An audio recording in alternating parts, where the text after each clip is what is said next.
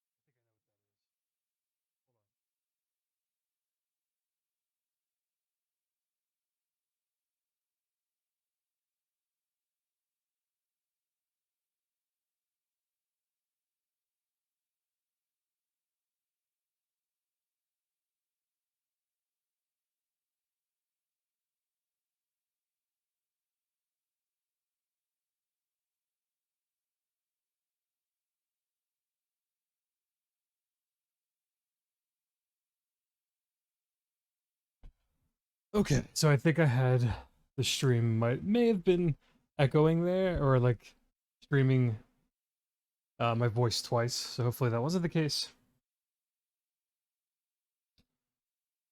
So we started this morning with a bunch of N64 games, and then I switched to Bayonetta 3, and I'm kind of not sure what to play right now.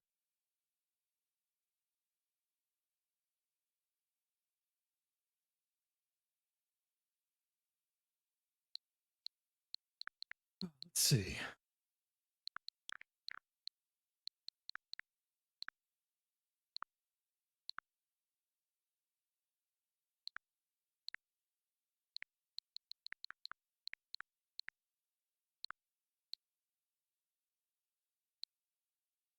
At some point I wanted to switch over to some PS5 stuff, but I'm sort of afraid to mess with my capture device and plug in a different system. I might try it soon. I was going to try it now if the stream was screwed up, but it looks like it's fine for now with Switch being set up.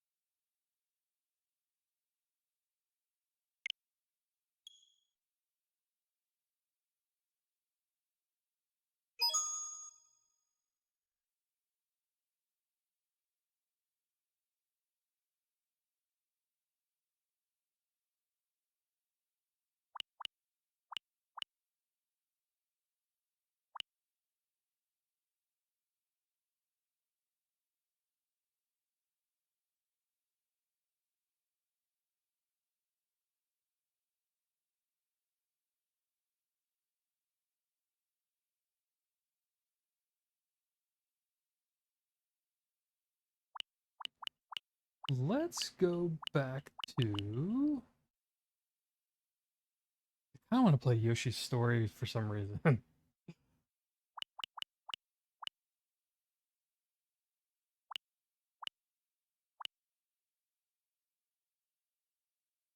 Let's go back and go back to Pilotwings. I want to do a few things in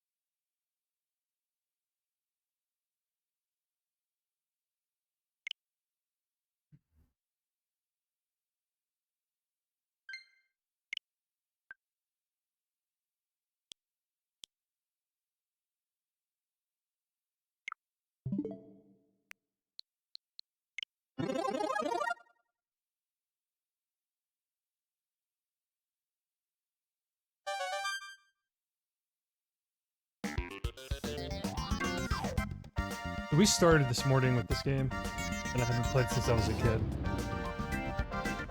But it's been fun to revisit.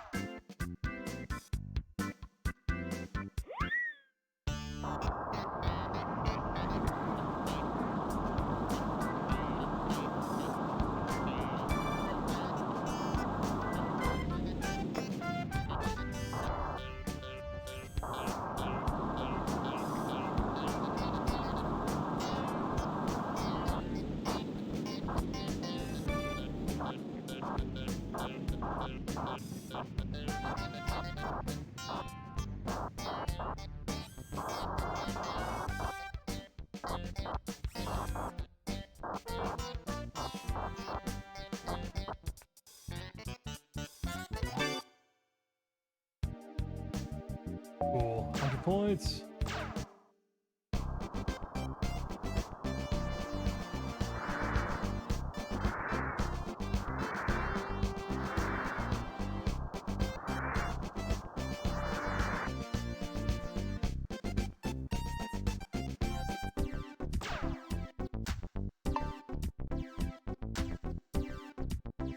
This 99 is gonna bother me.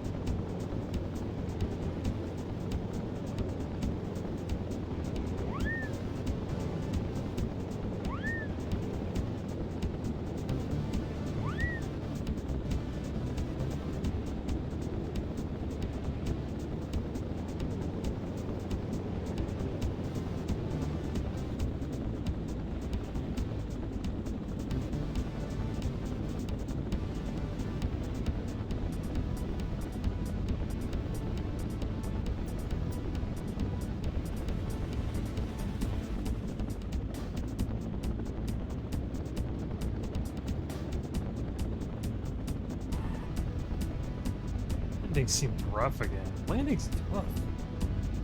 With this vehicle, the gyrocopter.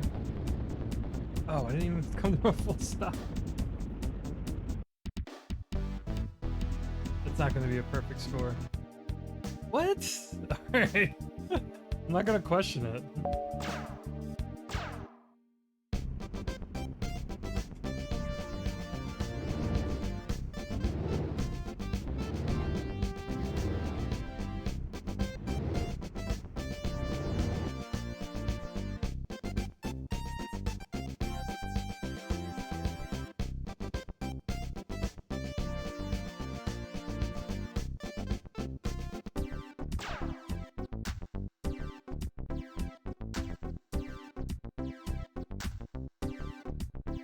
We got perfect hundreds on the first class with each vehicle.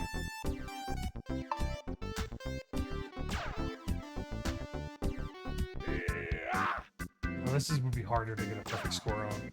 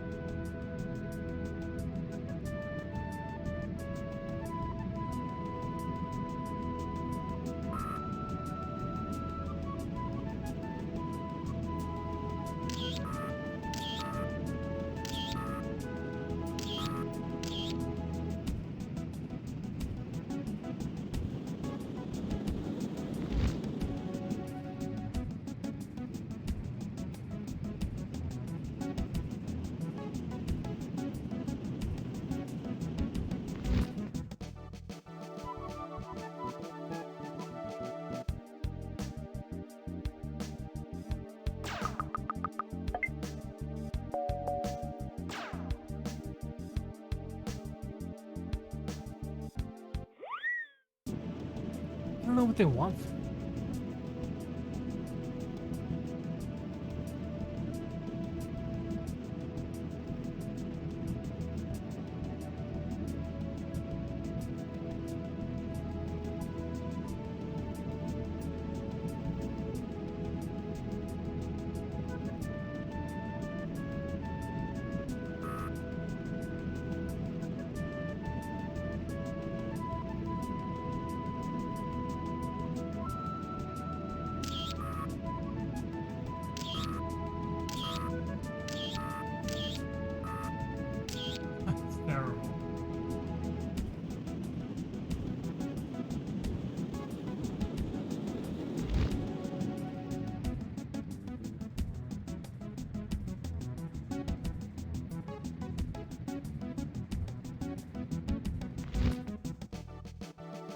landing's not right either.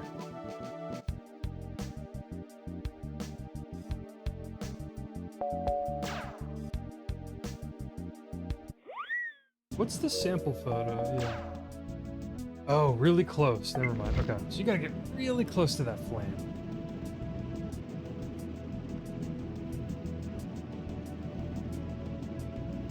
And the scoring feels lenient, but also pretty harsh.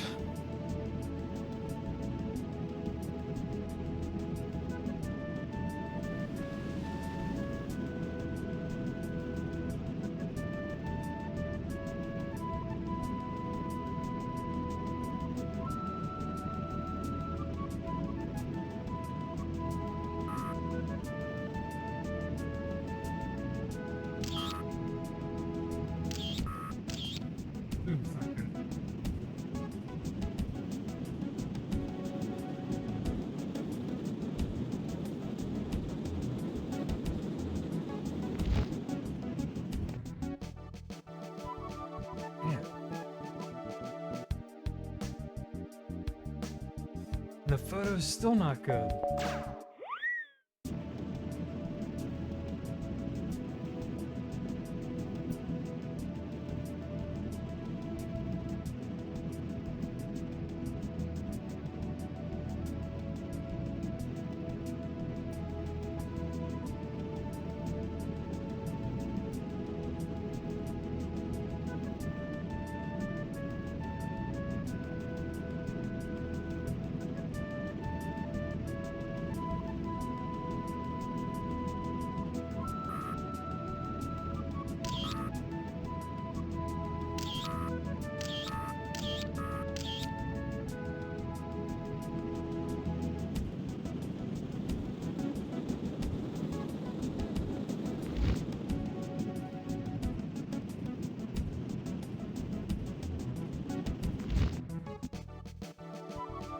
That was a perfect accuracy.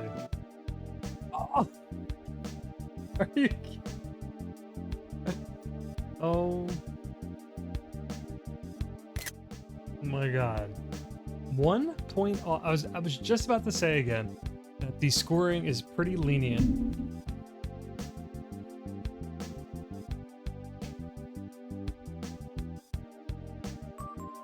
This is not lenient.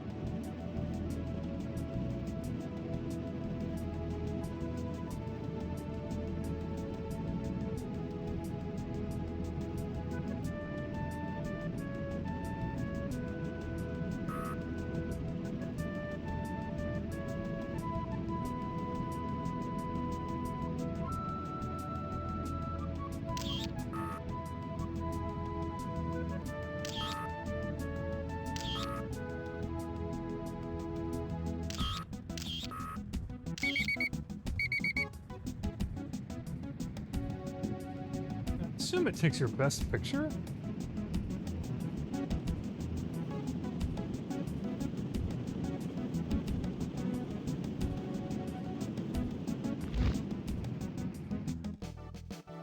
Man, this is so hard to get perfection. Oh, what? That doesn't make any sense. Alright, I'll...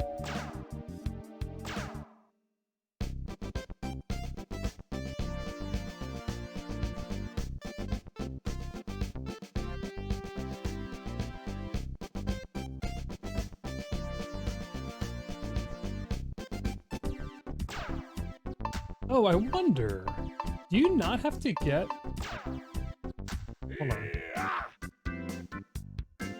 I love how that's their interpretation of the United States. It's actually like not far from...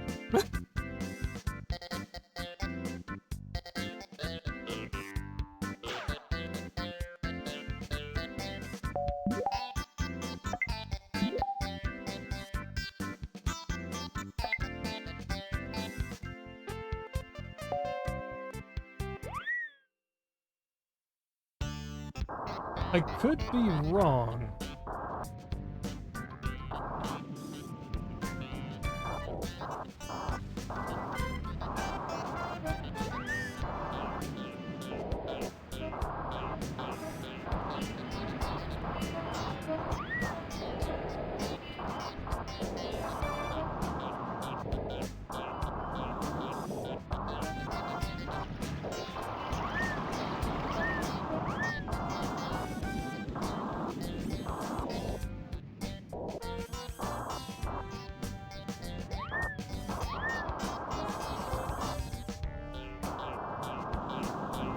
But if you got a perfect score on one test, they might not make you redo it. I thought you had to do everything in one shot, but I think it takes your best result and you skip the other tests if you've already like perfected it. That'd be really cool.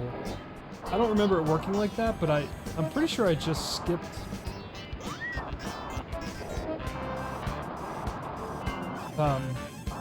that hang glider stuff because I did it perfectly in the second test.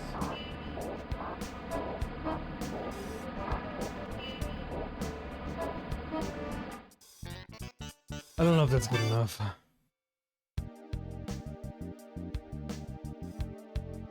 Everything but the landing impact. Okay.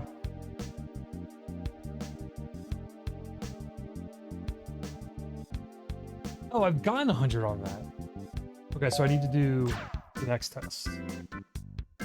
Oh, this is the one I really screwed up.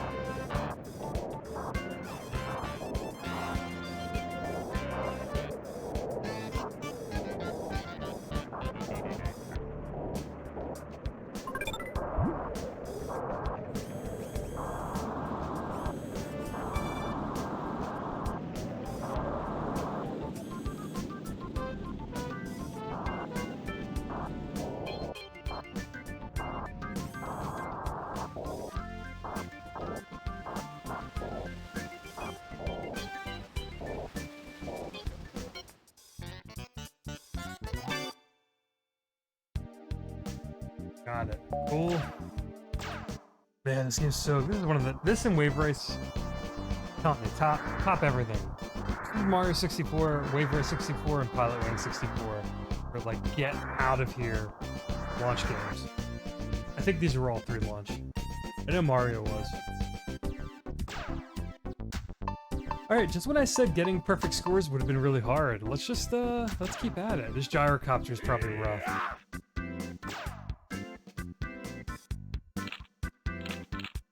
Oh, so you get. Oh, I see. I need to do better on both of these.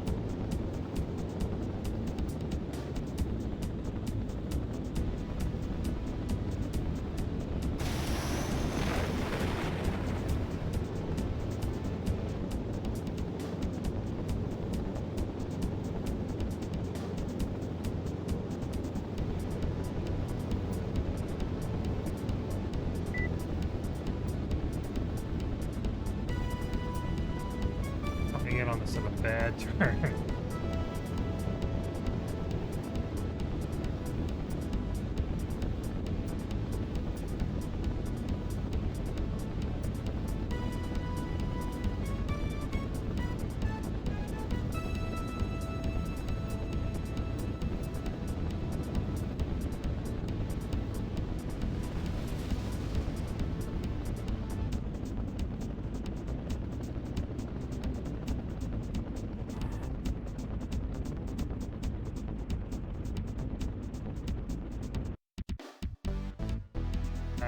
The landing was bad.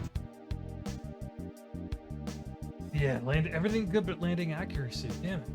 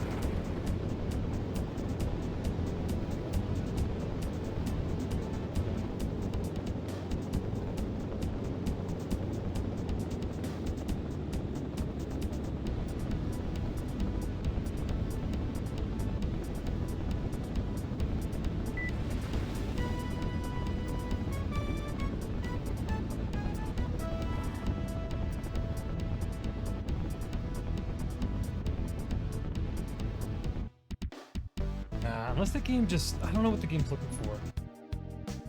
No, it's that landing accuracy. Ugh. See, I thought the impact was too rough.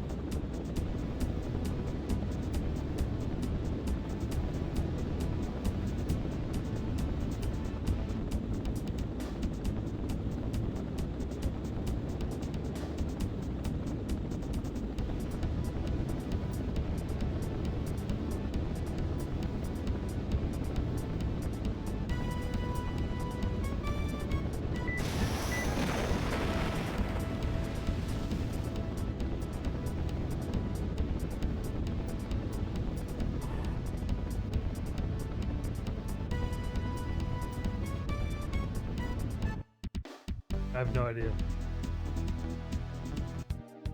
Oh! Almost. Okay. That was a better shot.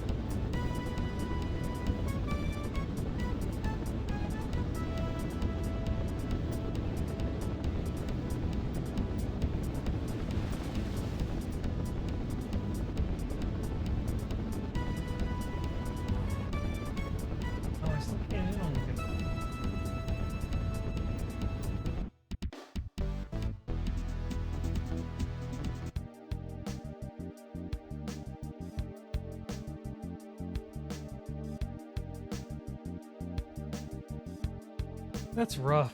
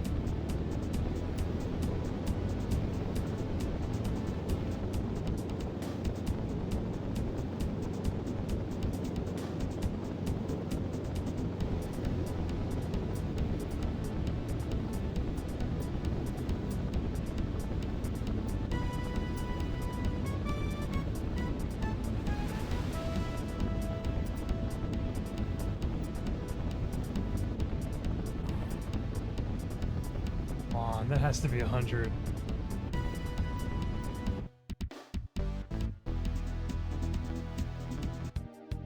Yes.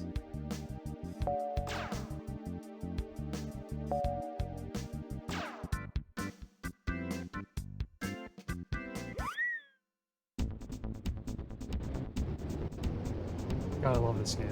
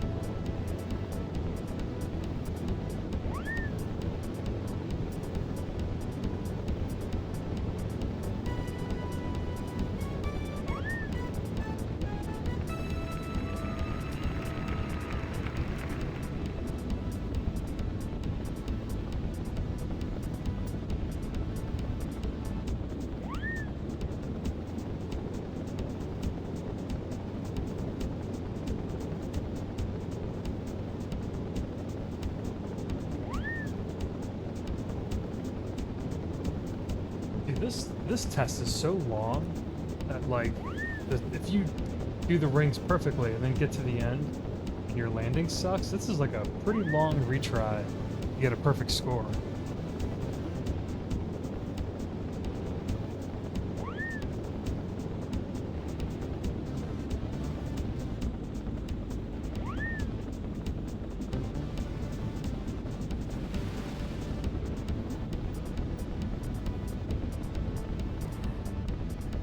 That's pretty perfect.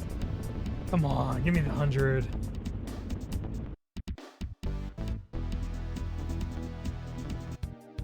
Yes. Nailed it.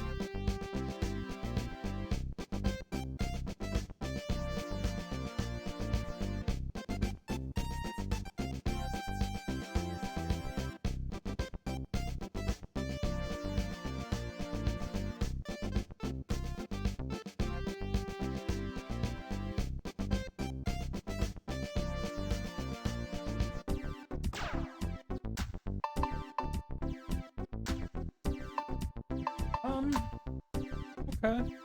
Let's see. How do we fare on this? I do like hand gliding a lot. Okay, so I didn't get 100 in any of these. These are a lot more difficult. Once you get to class, what was it, class B?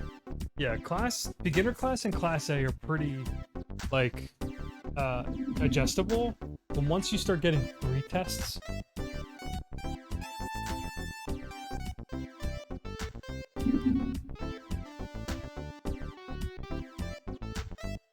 it's rough. love the perfect scores. It's so addicting. And this game's just so relaxing.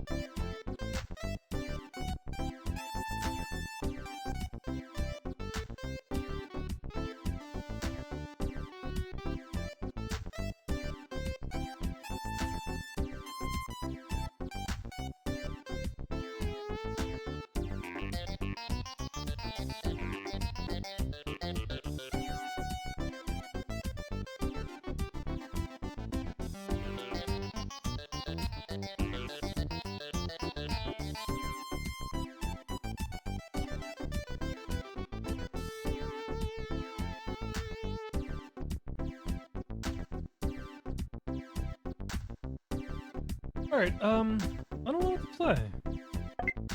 That might be enough Pilotwings for now. I got half of the golds.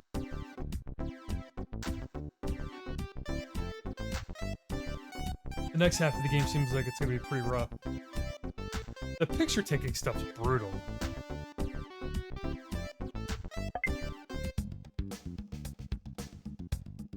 Man, 96.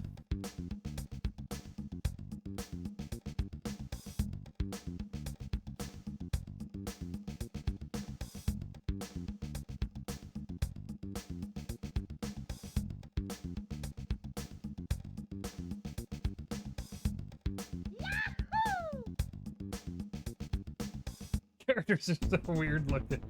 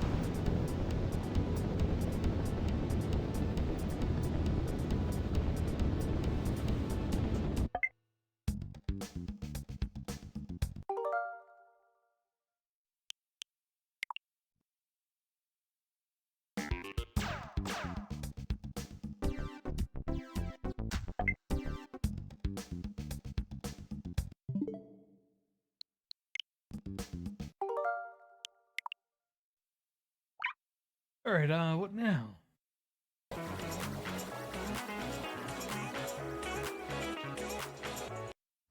Hello?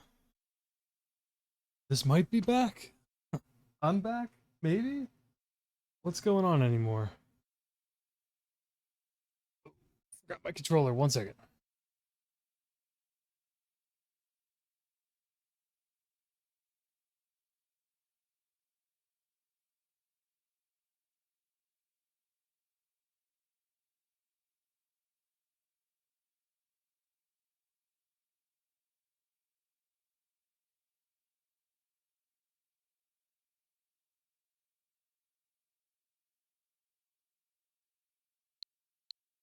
Alright, so...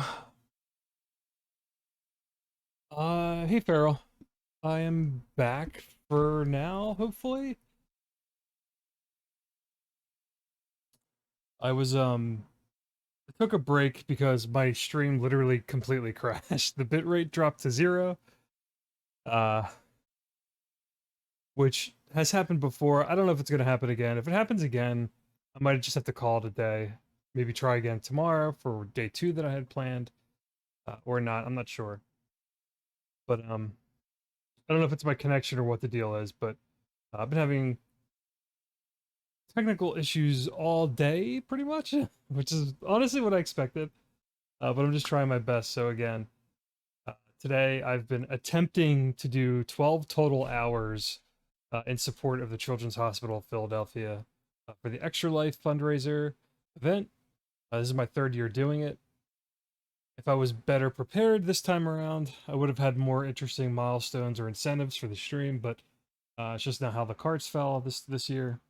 So I'm mostly just kind of treating the stream like my normal stream, so I'm just jumping around and playing whatever games I've been in the middle of, kind of checking out some stuff and playing some games that I've been meaning to check out this year, and kind of use the stream, the charity stream, as sort of a catch-all for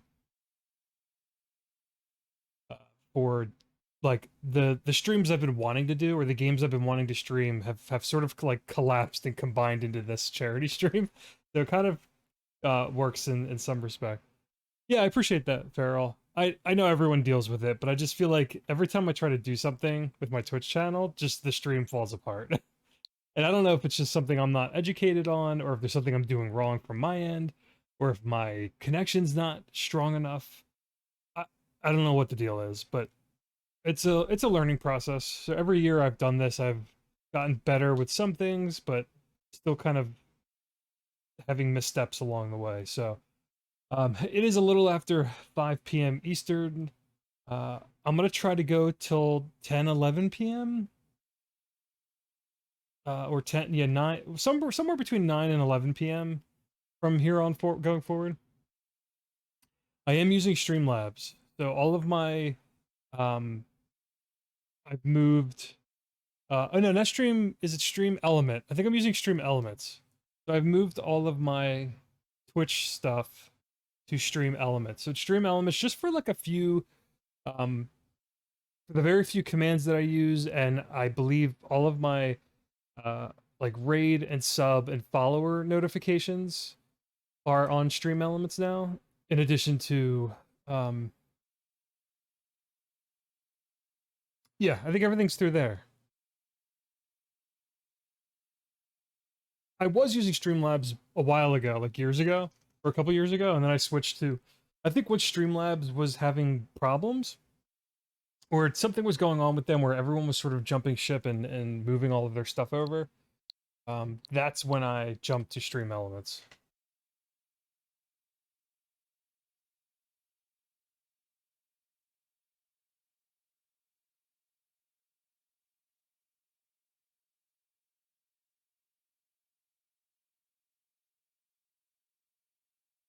All right.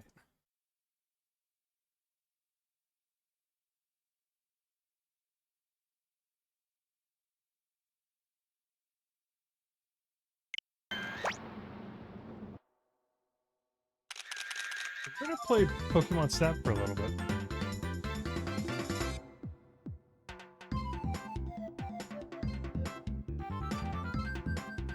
Yeah, well, so I've just used a regular OBS, not Streamlabs OBS. So just like standard OBS. Yeah, I'm using Stream Elements for like the chat commands and all that kind of good stuff.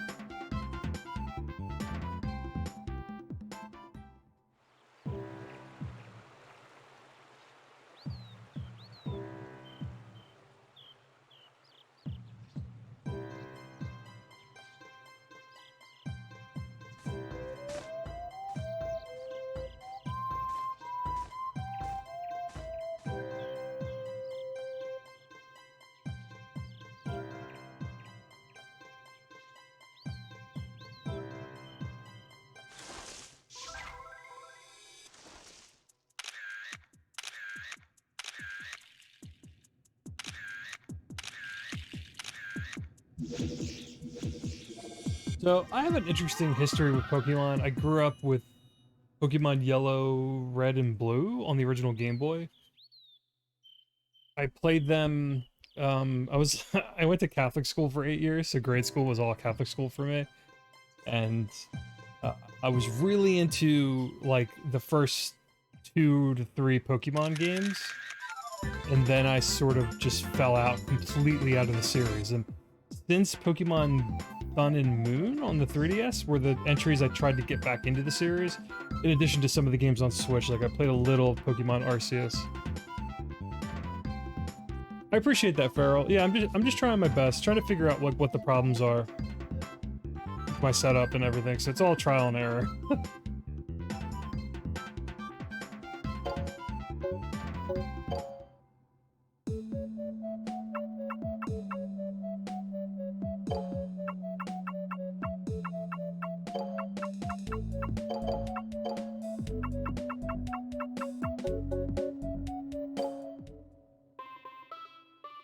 Hello there.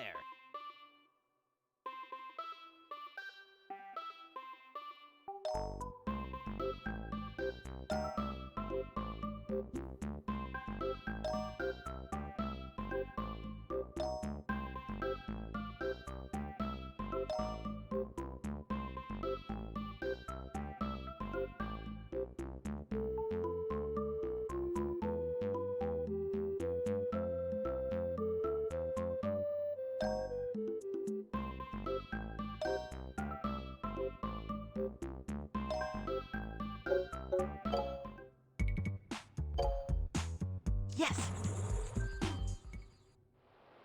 Now, I had this game as a kid on N64. I don't remember anything about it.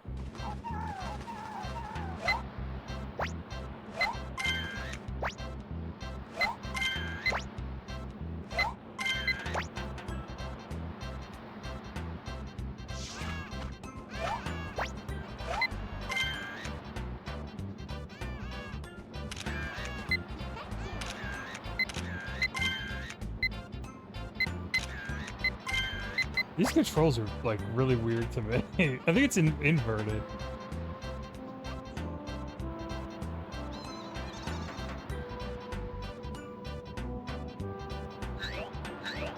I use the C-sticks to look around.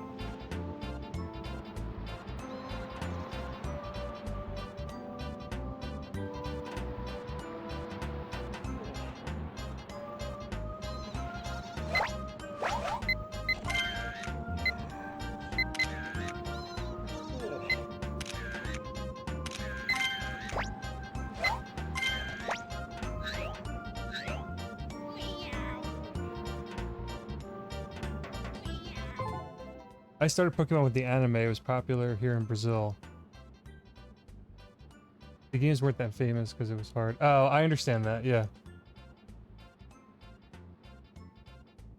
Oh, geez. See, I think, like, at the time when I grew up with Pokemon, it was probably more... And I went to a Catholic church, but I don't remember that being, like, the conversation. It was more of just, like, don't play video games, like, because they'll rot your brain, sort of, like, too much TV and video games is, like, you know, blah, blah, blah. I think that's how it was for me. But I can understand that, probably, which is ridiculous.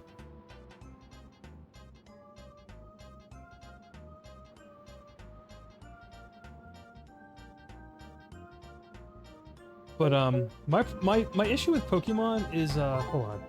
Is there any way to invert these controls?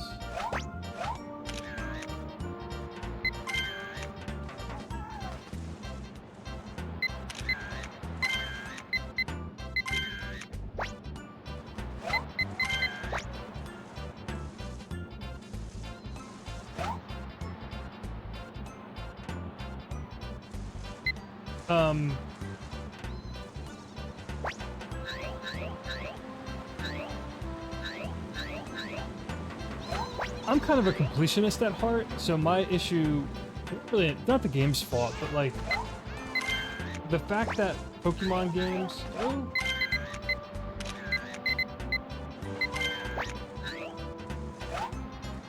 Eevee.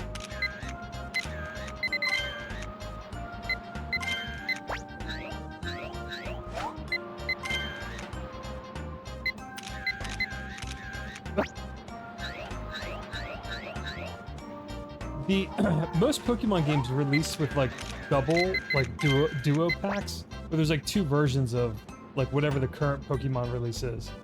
And I find that like really stressful. Like as a completionist, I know you can like trade to get any Pokemon you're missing from the versions that have like exclusive Pokemon. But I mean, they're big, long JRPGs. Like Pokemon games take a long time to finish. They're like big investments.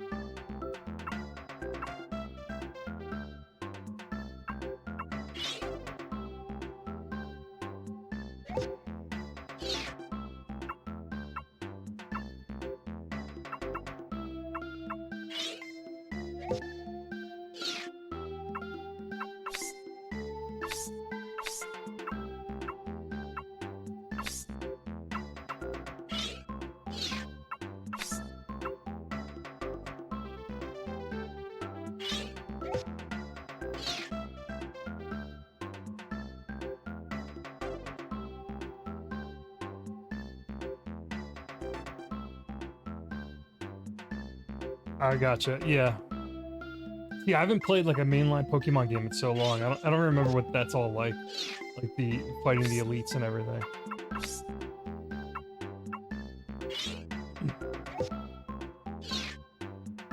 These pictures I took suck.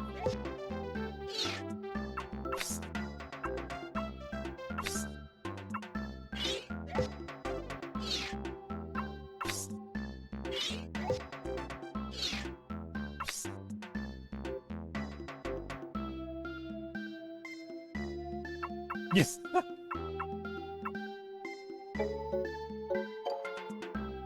Yes.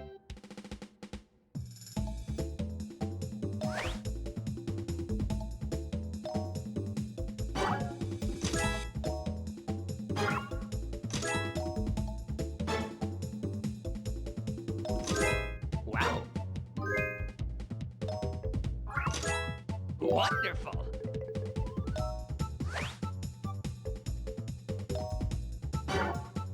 You were close.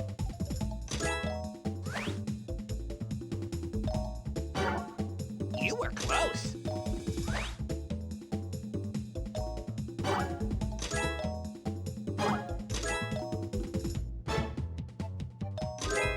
Wonderful.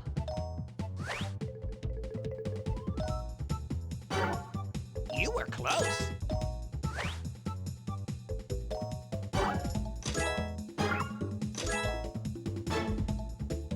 Wonderful. How's this all working? You were close.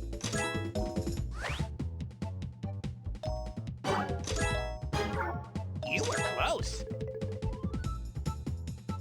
Wait.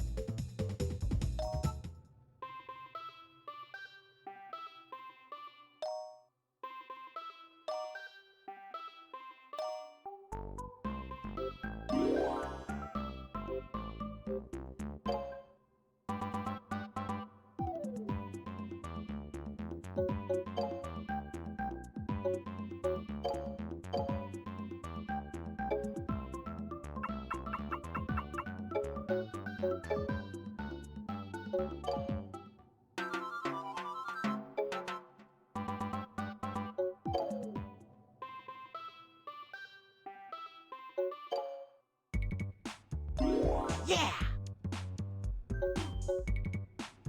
I assume you get like more gadgets over time or something.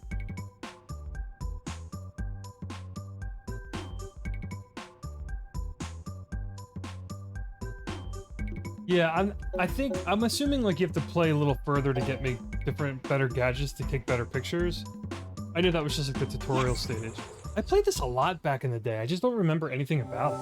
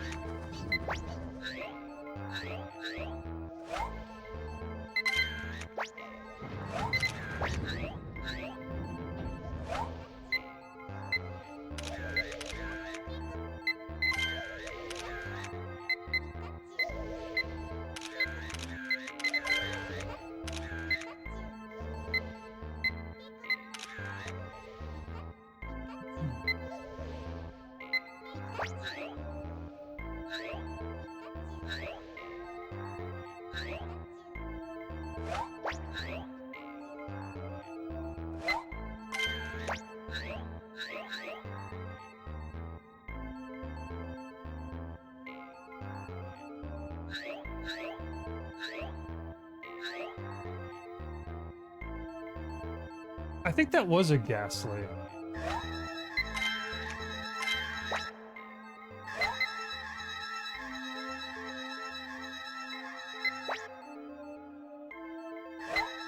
I do know you get things to throw at things at some point.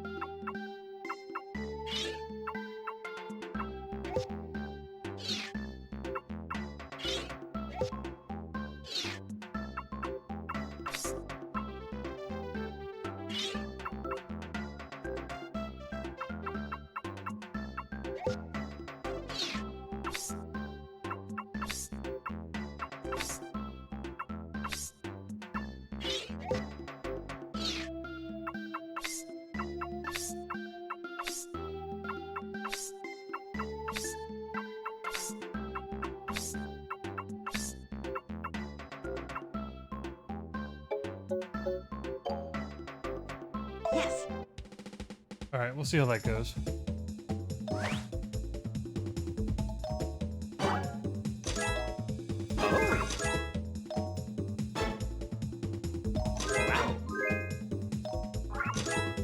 Wonderful.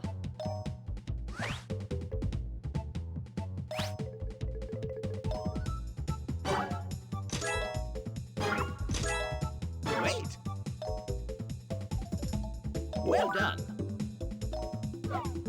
Cool. Listen, I don't remember this game updating things like that well. Like, it just automatically overrides your previously worse photo, which I like. There's not a lot of management.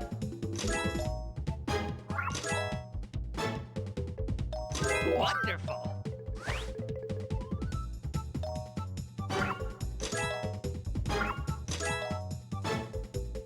Wonderful.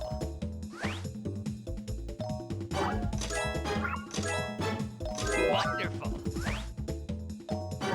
You were close. You were close. Wasn't a good pose.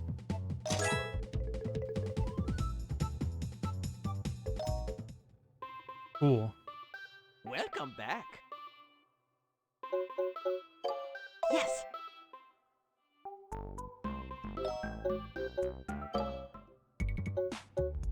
Oh, so I gotta go back to old levels? Okay.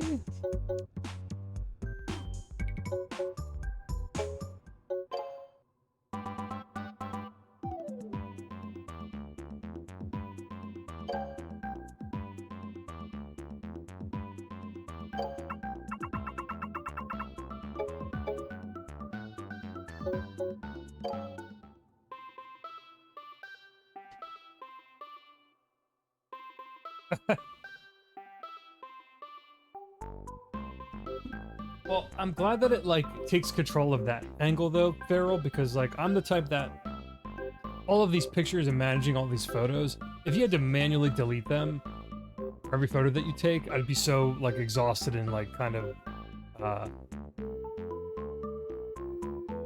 it's like, that would have made me, like the game less, so I'm glad that it doesn't make you manage that part of it, at least. And I'm surprised for how old this game is, because I know the new Pokemon Snap has been out since last year, I think it was. I haven't even played it yet. I picked it up, but I haven't opened it yet. So I don't know how much kind of like life, quality of life sort of changes that the more recent Pokemon Snap game made, but I'm surprised that stuff like that, things I would have thought would have only been in like a sequel, are actually already in this game, so I think that's cool. Yes.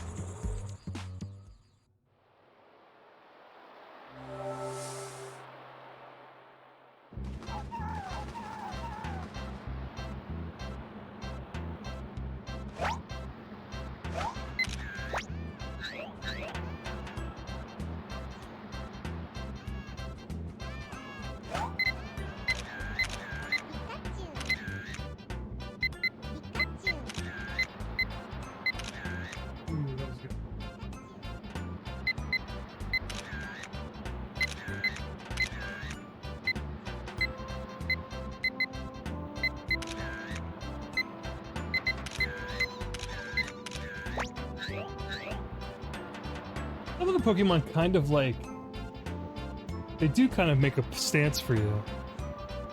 I think this game's pretty short, Feral. I remember it being not too long, and it's more like about replaying it.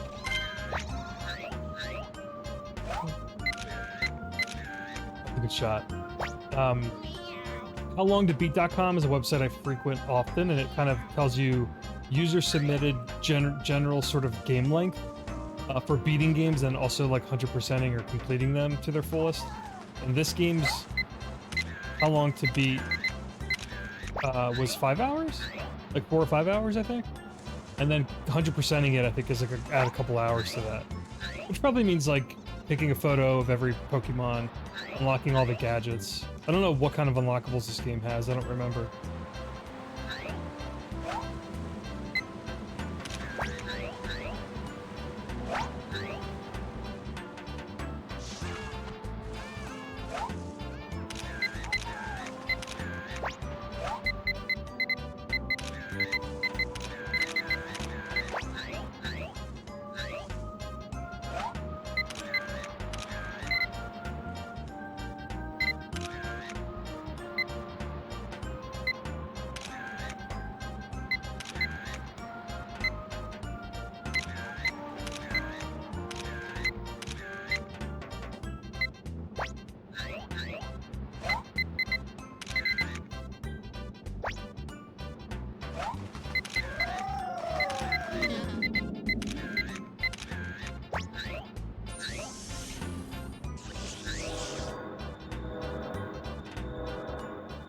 Yeah, I got some new shots there. 30 minutes, 100% speed run in 30 minutes? I'm not surprised.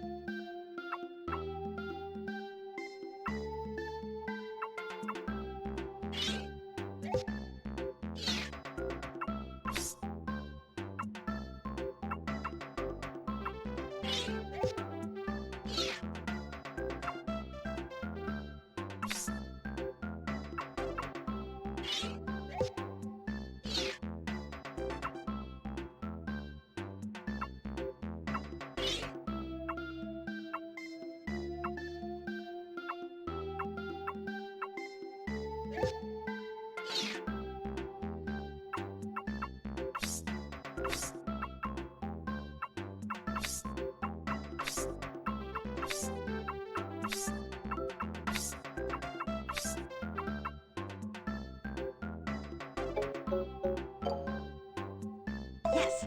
See if any of these pictures improved.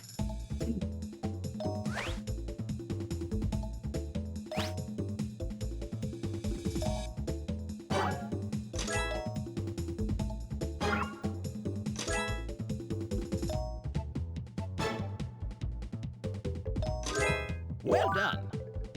Yeah, much better than the last one. Cool.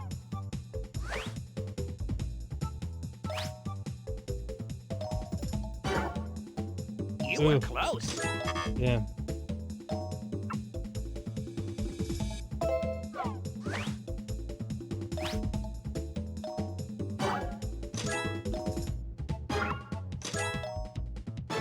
I knew it would be better. Well done.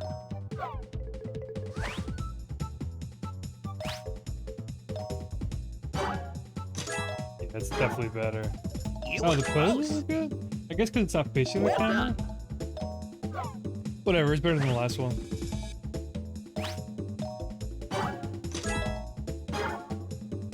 You were close. Well done. I don't know what's wrong with the pose there.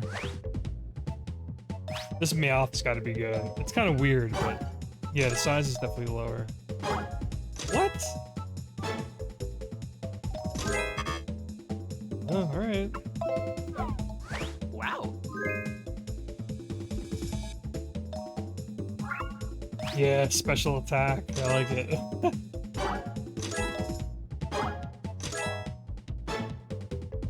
Wow. Still not as good though. Interesting. I'll just use the original. Wait. Welcome back.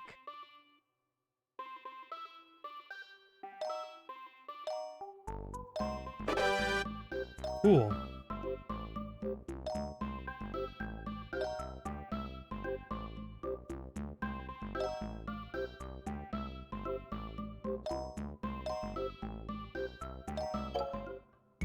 Yes.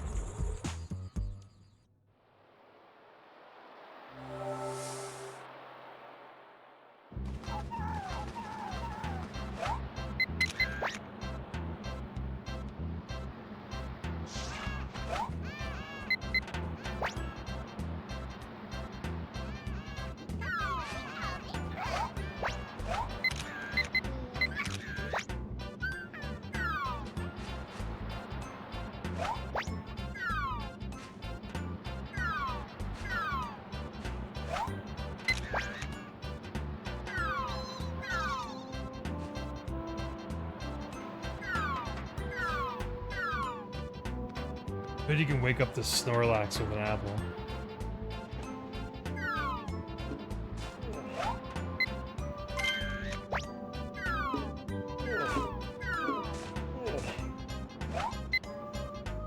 Or not, it just moves? Damn it.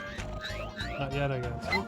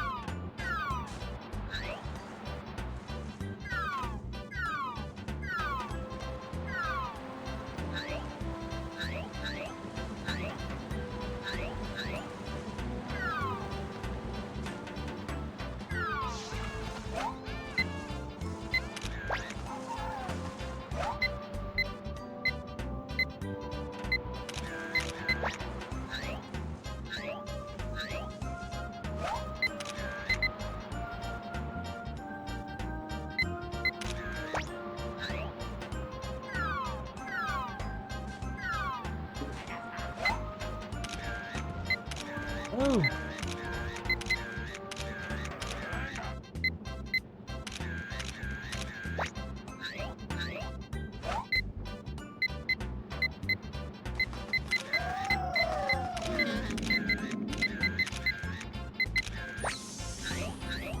All right, I don't know.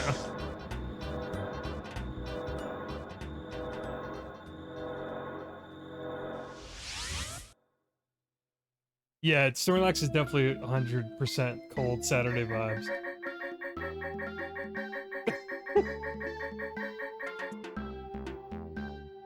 Well, Pikachu ate the apple. He liked it.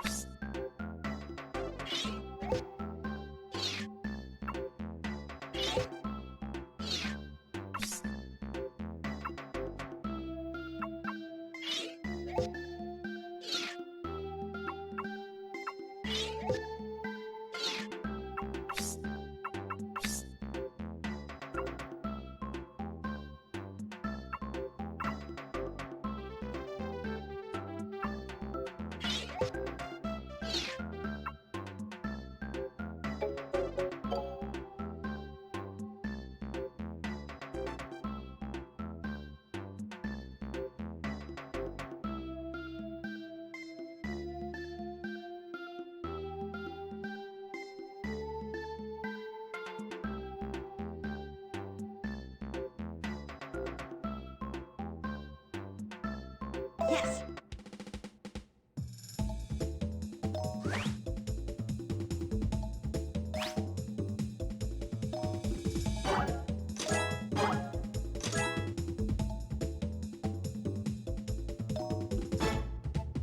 Well done. Yeah, I knew Pikachu holding the apple would be like mega points. You were close. Oh man, I thought that would have been a weird shot because he's kind of hidden up there. Let's just keep the old one. You were There's close. Weird. Now this Eevee's got to have better pose. Yeah. All right, 1,000. Damn. Well done. Cool.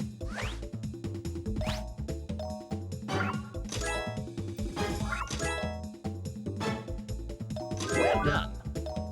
I knew that one. Wow. I don't know about this Gust using Pidgey though. Oh, damn. Wow.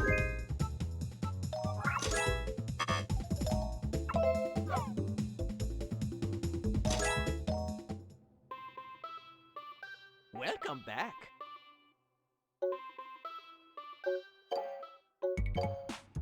Yes!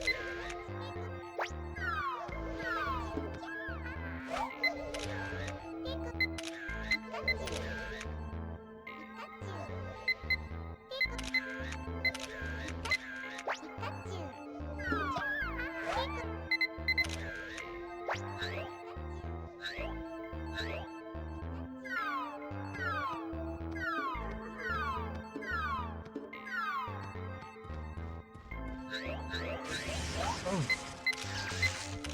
That's a much better picture.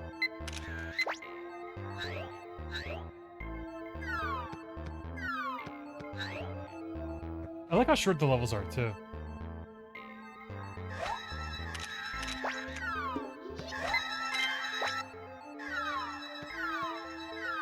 Probably opens up another path.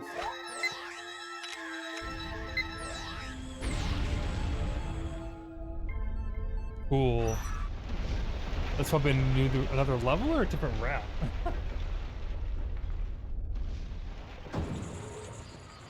A different route, like a new route. Maybe it just unlocks a new level. It's not really like a second route.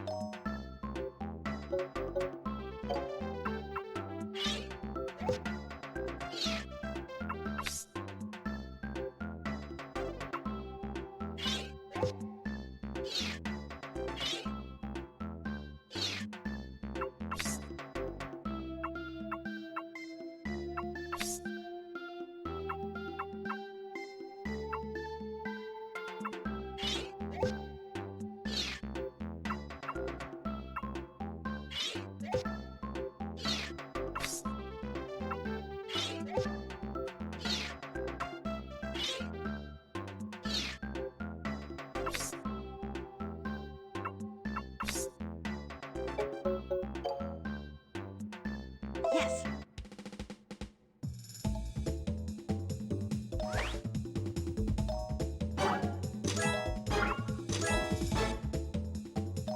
Wonderful.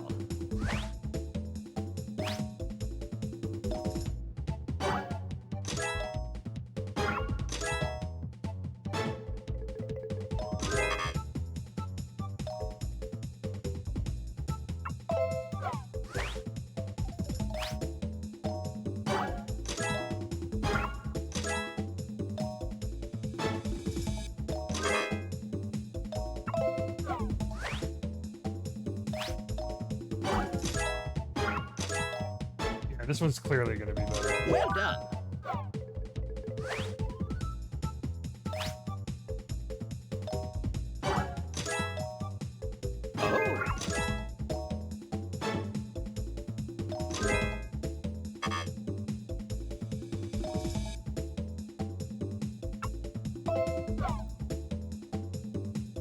Wait.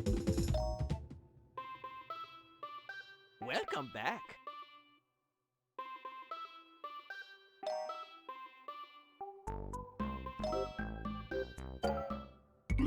Yeah. Yeah, let's do one more level. How long have I been streaming this? Almost about an hour.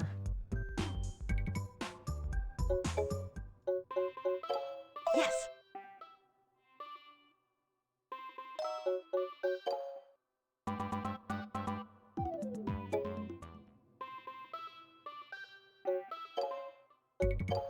Yes. I'm gonna try to 50 minutes. Yeah, I'm gonna try to keep like the jumping around games pace sort of like every hour or so.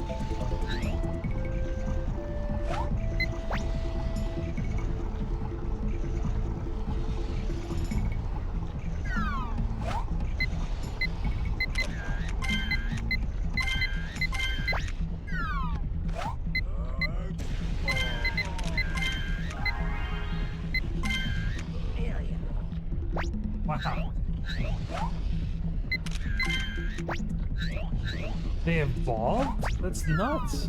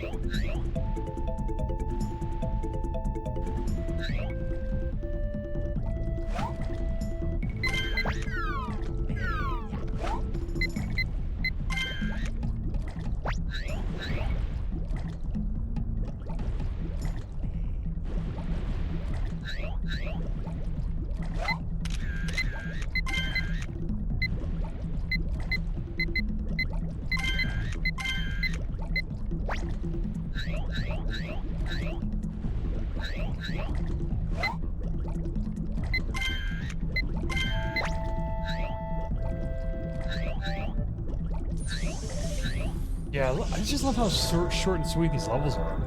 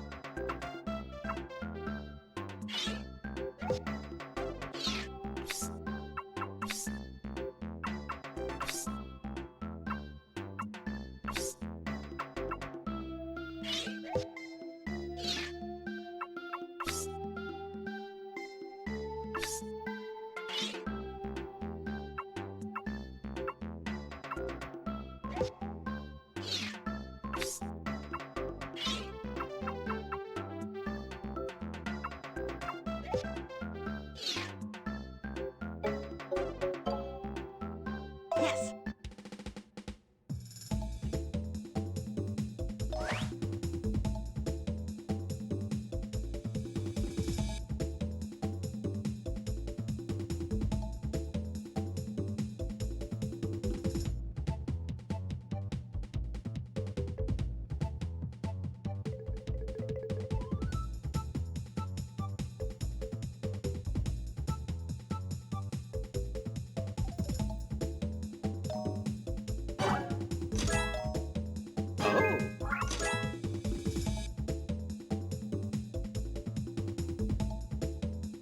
Yeah, I like replaying the levels. There's always like some little new like interaction with the Pokemon, or like replaying that second level, there was like an alternate path once you unlocked one of the gadgets. So it's definitely cool.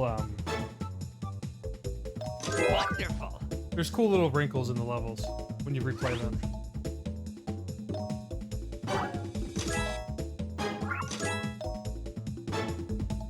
Wonderful.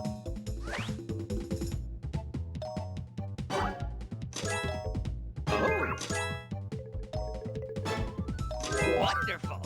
Sometimes like all the pictures are kind of ugly because like the resolution's really bad, but sometimes the pictures that seem really ugly, but the more things that are happening in them are like worth more. So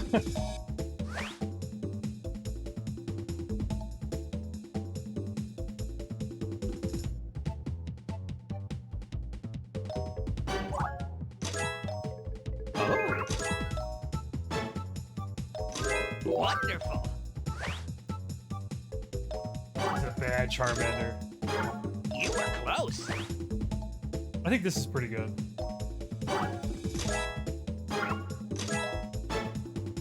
Wonderful.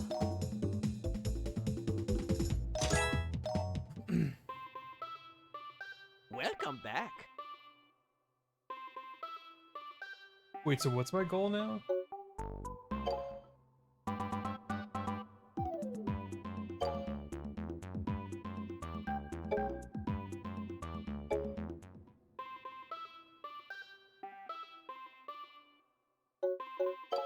Yes.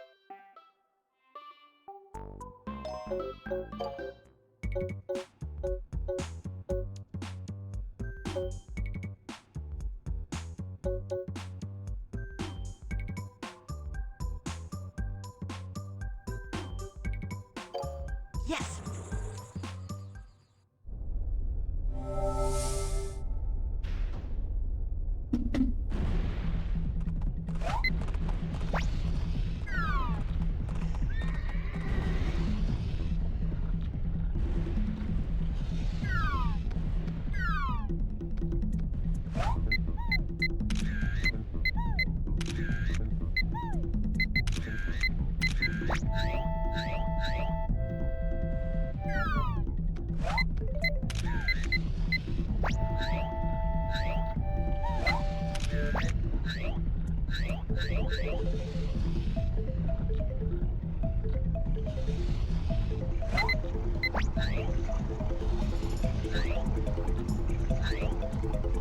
Yeah, I don't even know if some of these pictures are any better.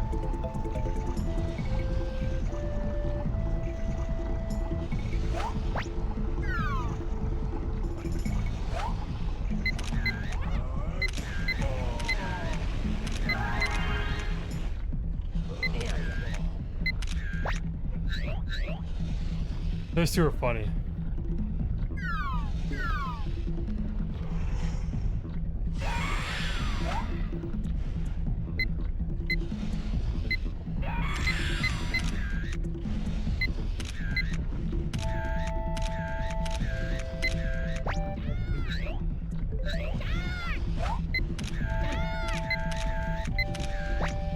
Oh, that was probably a good shot. I hope I got some of those.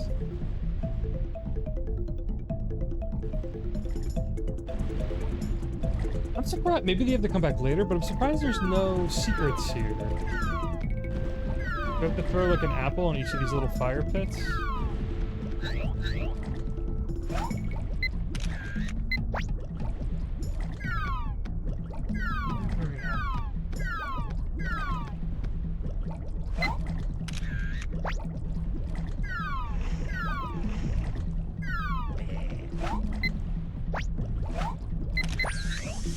Oh well, we'll see what happens.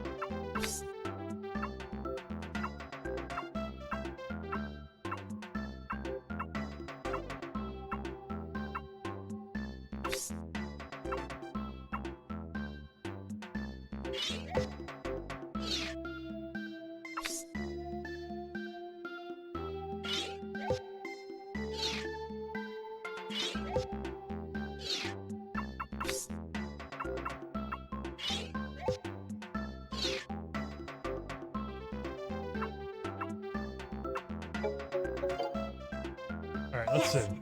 I don't know. I don't know anymore. This game's funny.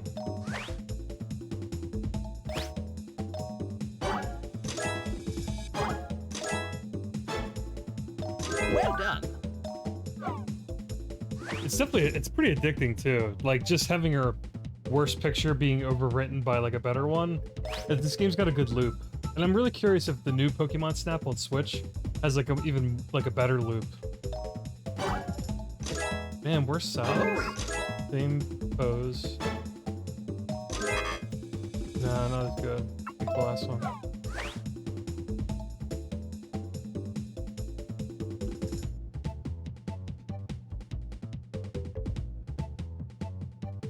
Yeah. This has to be better. Yeah, bigger size. Good pose. It's not doing anything special though. Oh, it is better though. This Charmander has to be better. It's looking at the screen and yelling.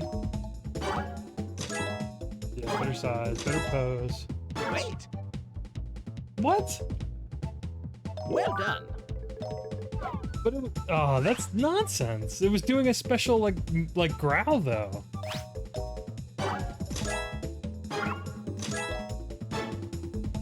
Well done. Cool. So what was...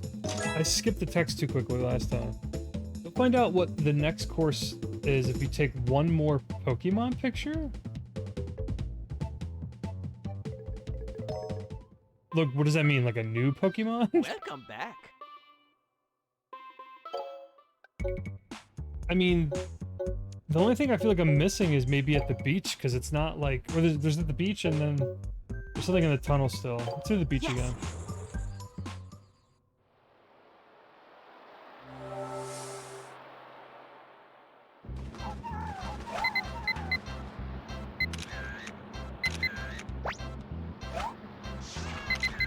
Damn, I'm always missing that.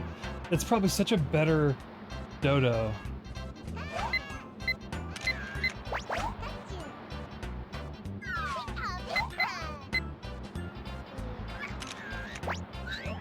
I messed that up too.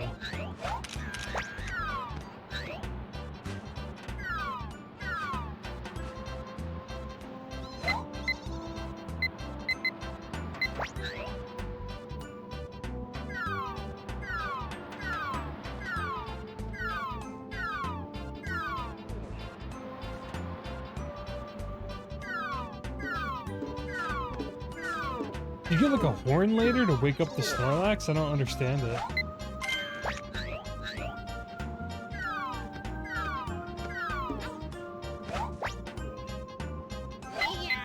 Oh, I remember that from the N64 trailer.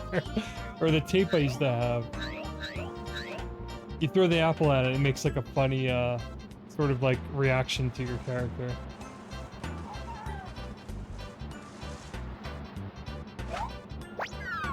I don't think there was an egg on the map, but last time I threw apples at it, it didn't do anything.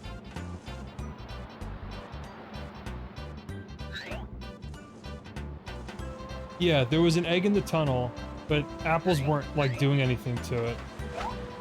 Good.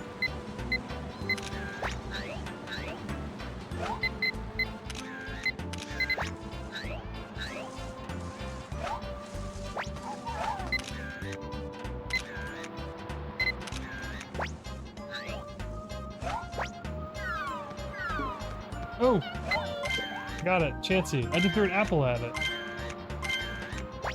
There we go, I got it. And is the little baby thing in here count as a new Pokemon?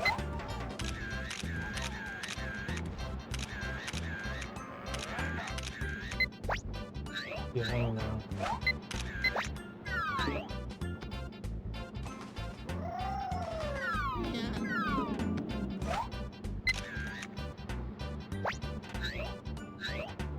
Alright, I at least met the condition to unlock the next level.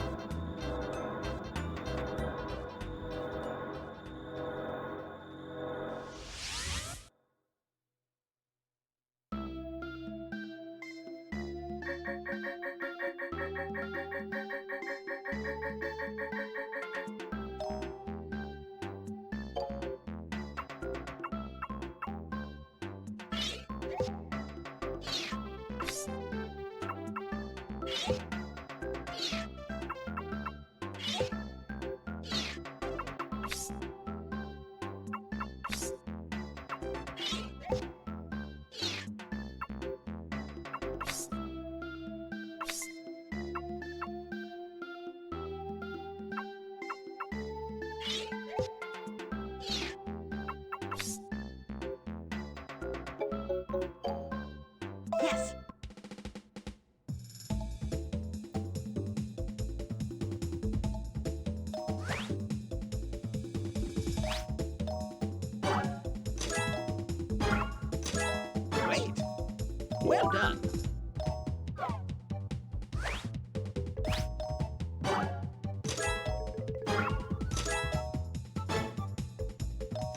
Well done.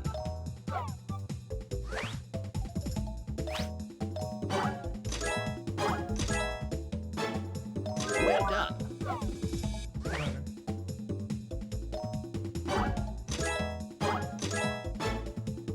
Wonderful.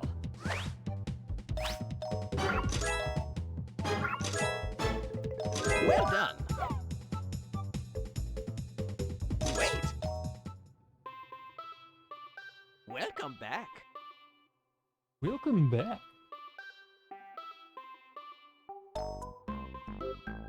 Alright, so let's save. Let's see what the next level is. I'm kind of having really a lot of fun with this game, but I feel like I just want to change it up. Yeah. River. I think we're like halfway through this game already.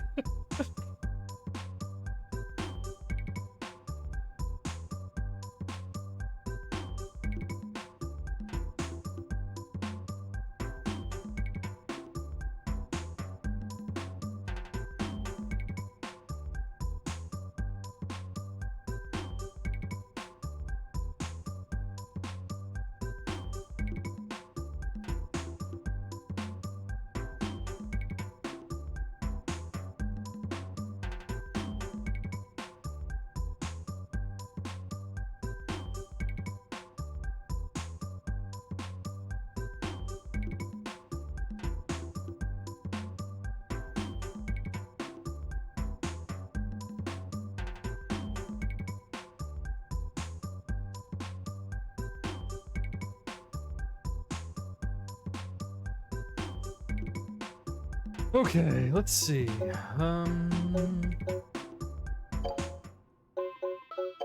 Yes.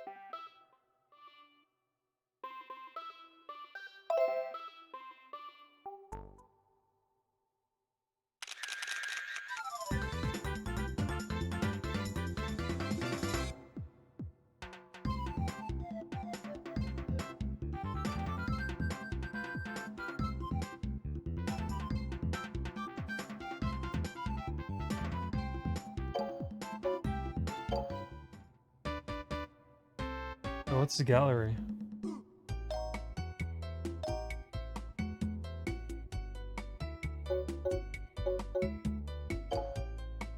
Oh, I see. It's just all your best shots. Cool.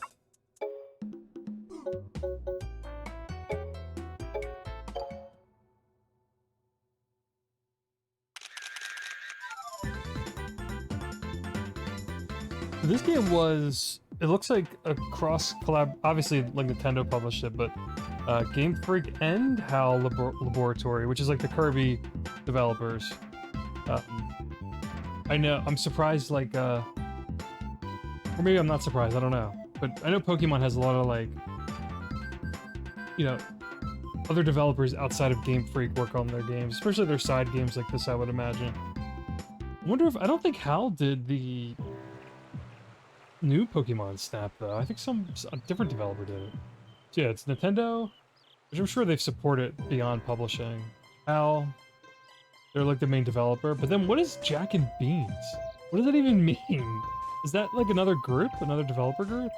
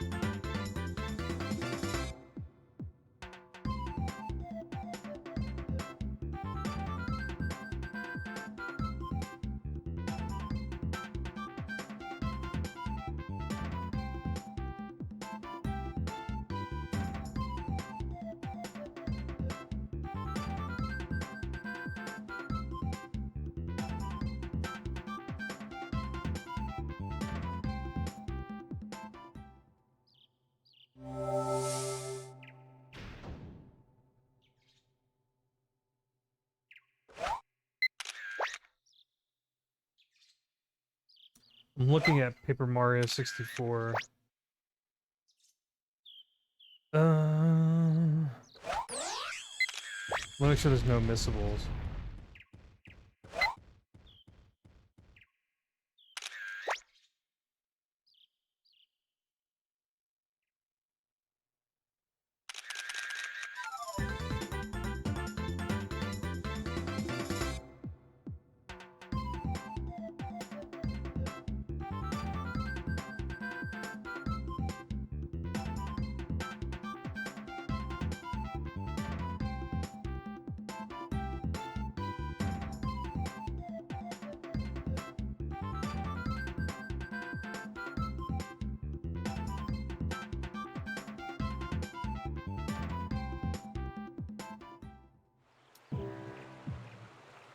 You know what, I haven't played Kirby 64 in forever, and I'm a little Kirby'd out, but I'm just in like a major N64 mood today.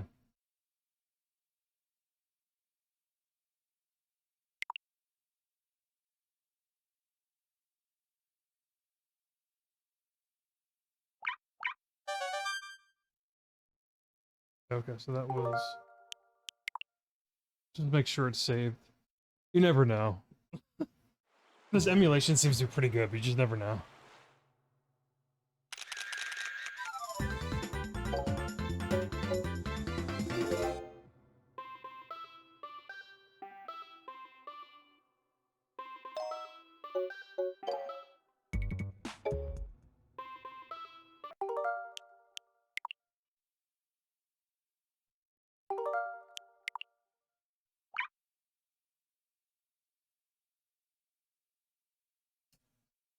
Alright, let me, change the game category.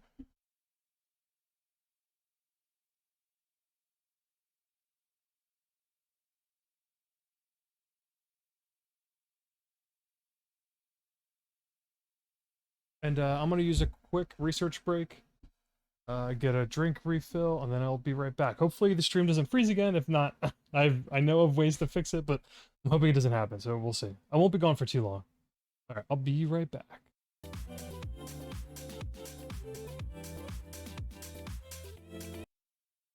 Alright, we're back. Let's play some Kirby 64, the Crystal Shards. And the stream didn't blow up. For now. I don't trust it though, Farrell.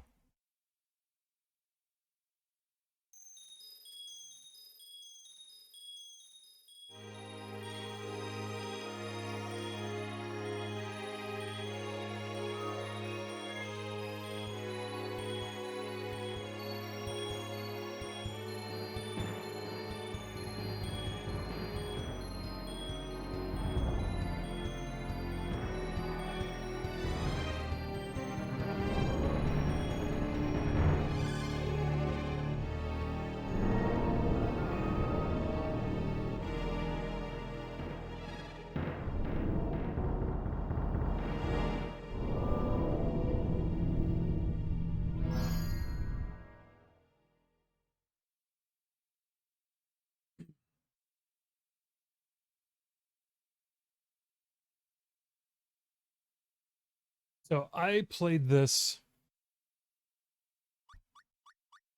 I mean, I had this game at release back on N64, and I love Kirby. It's one of my favorite franchises.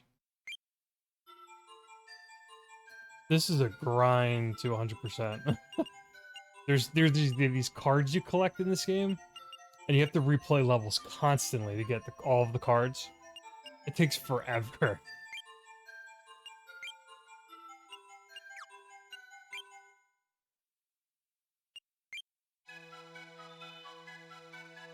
And I 100%ed this. Back on Nintendo 64, and they may have re-released this on some other Nintendo platform over the years. I'm sure I bought it somewhere, whether it was like Wii or Wii U. Or was it that Kirby Anniversary Collection they released? I feel like I did replay this. I don't remember if I went for 100%, but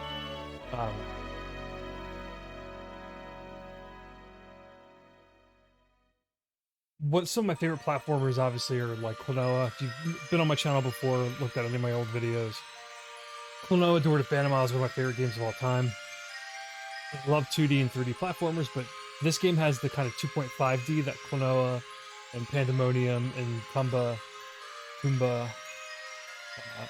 used back in the day, so I always liked that it kind of incorporated that style. We'll just do like one world. This is probably the slowest moving Kirby game. It's very methodical.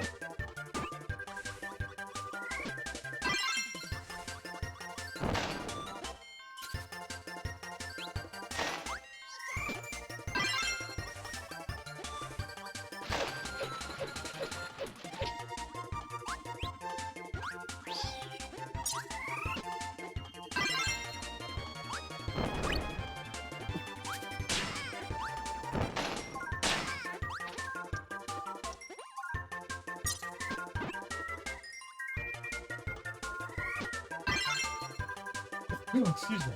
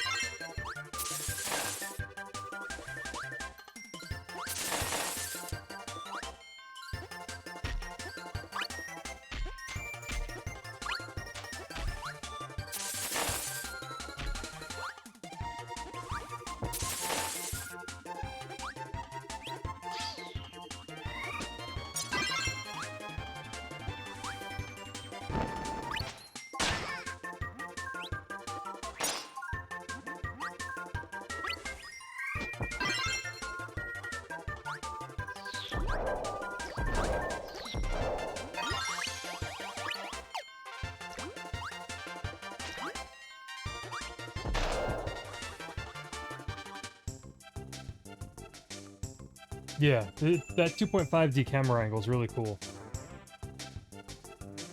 It just makes it more dynamic and like exciting feeling.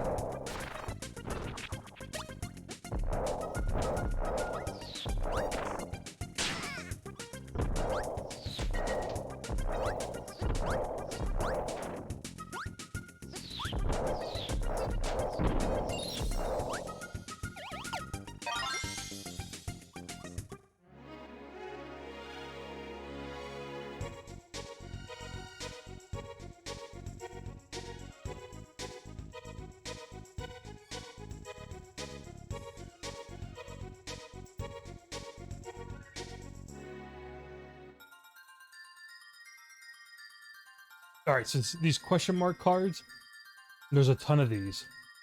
And you need to get all of them.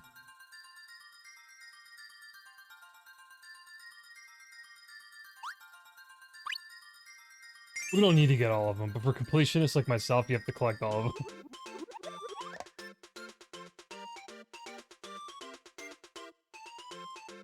Well, I've played this... I mean, Kirby's always easy. The thing about Kirby games is that, like, just playing through them casually, they're, like, super simple, like, not super difficult games, but 100%ing them is usually the hardest thing about them. Because they usually have boss rush modes that are really difficult once you finish the game.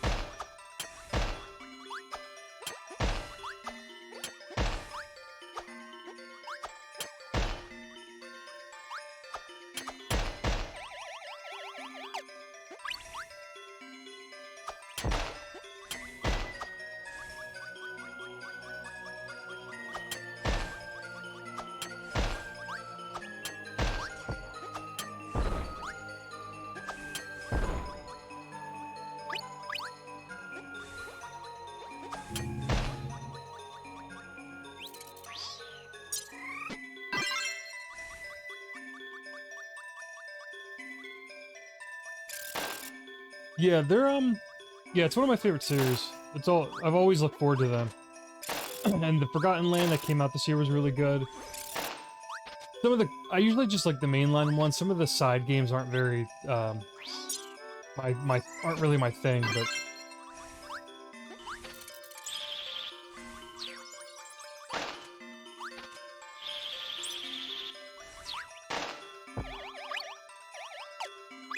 I'm missing a collectible somewhere? I feel like I haven't gotten any of the main collectibles yet.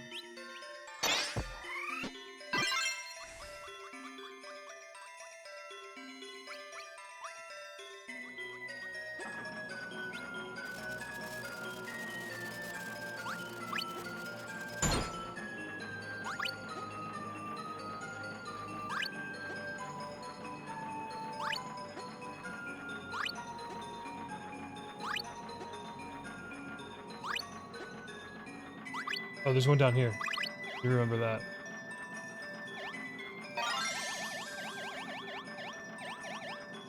No! I'm gonna die! No!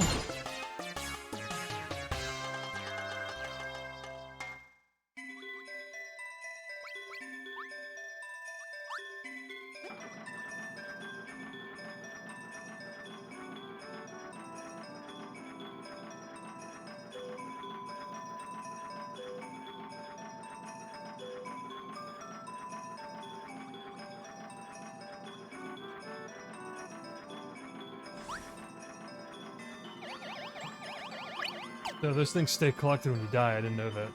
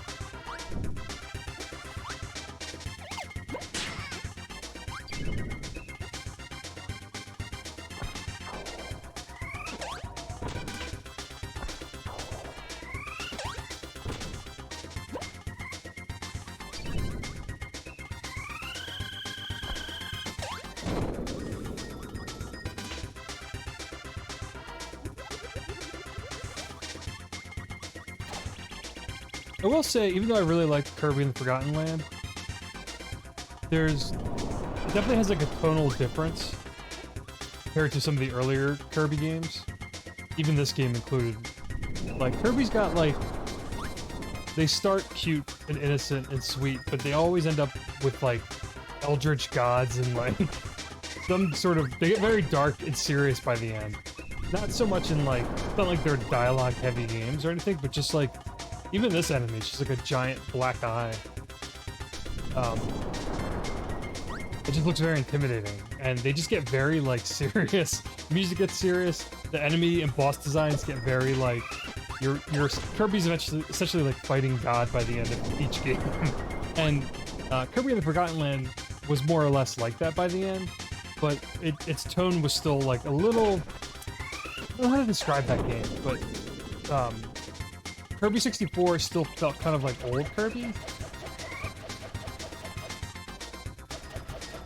Yeah, Kirby and Cthulhu.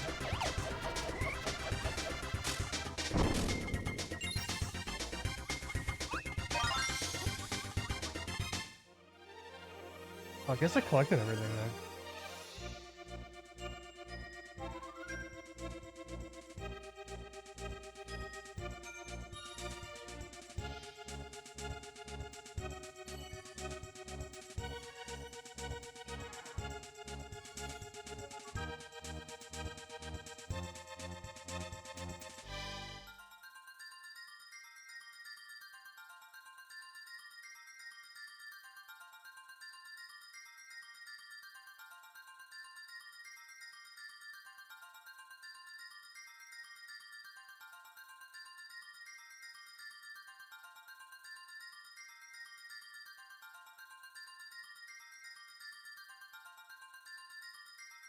Alright, remember, gotta get the question mark cards if you want to collect everything.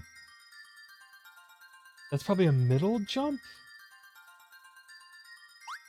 No, too far! No, I missed everything! Ah.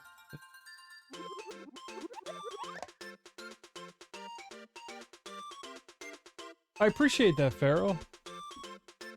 Yeah, thanks for subscribing and checking out the YouTube archives and everything. Yeah, have a great night as well. I'll talk to you and see you again soon.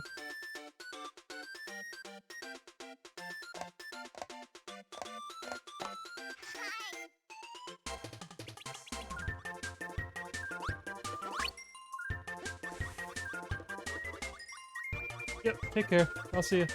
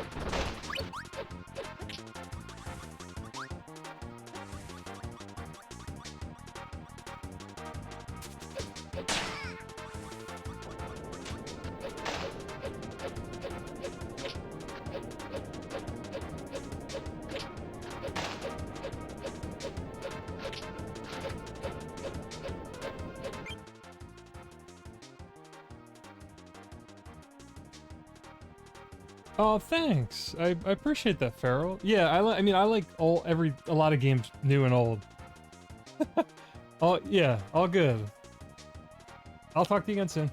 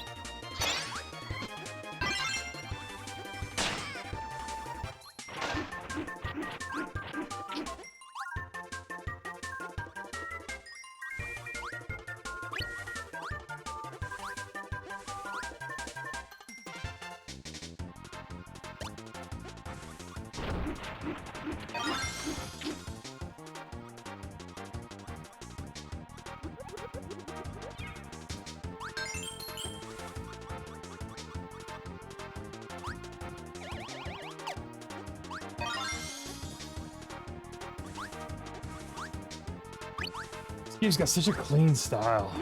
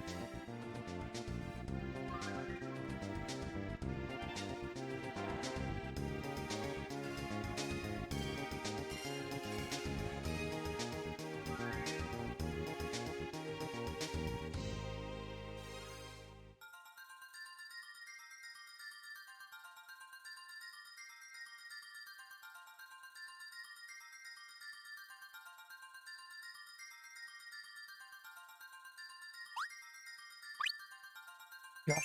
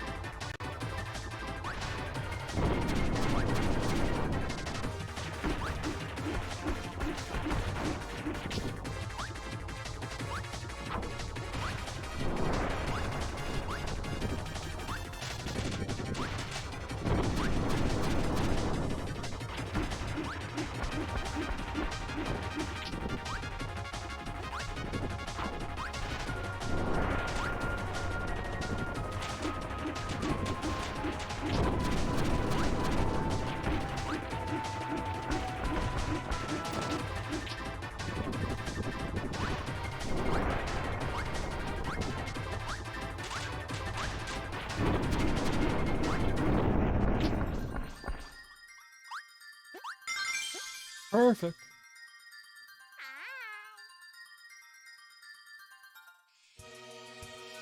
Guys, N64 games are the best. I just been having so much fun with these games today. Just like, and it's all shit I've played before, but it's just, I don't know. There's just something so simple and fun and nostalgic about all of this for me.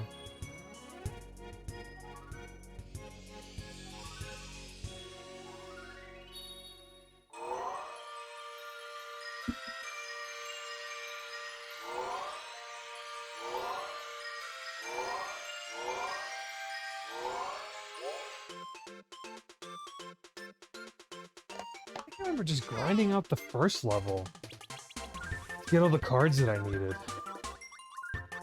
I'm not gonna do this all night. I just want to test it out once.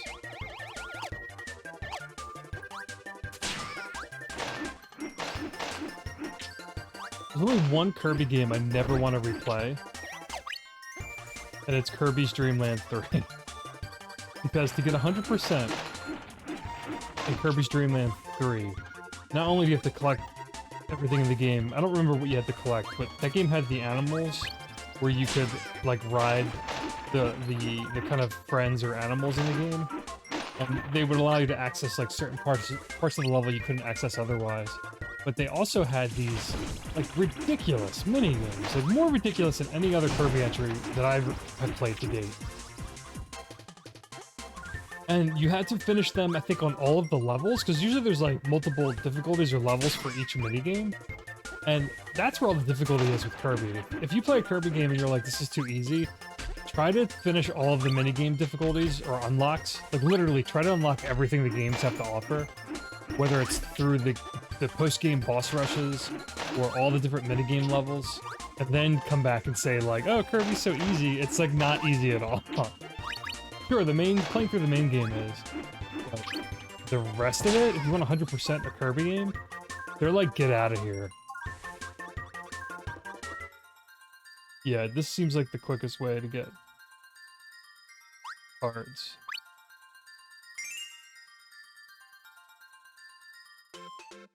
Just when does it... I don't remember how it dries up. Or you get repeats, I think?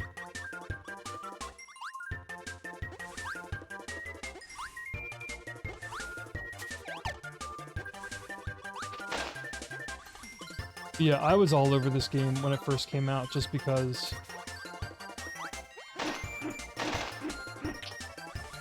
A, it's Kirby. I love 2D platformers. I love 3D platformers. And it has the 2.5D camera angle. The soundtrack's incredible. The kind of combining your copy abilities was like relatively novel for its time. Especially coming off of... Before this, it was like Super Nintendo and Game Boy Advance Kirby games. Which, you know, or Game Boy, yeah, would have been Game Boy Advance?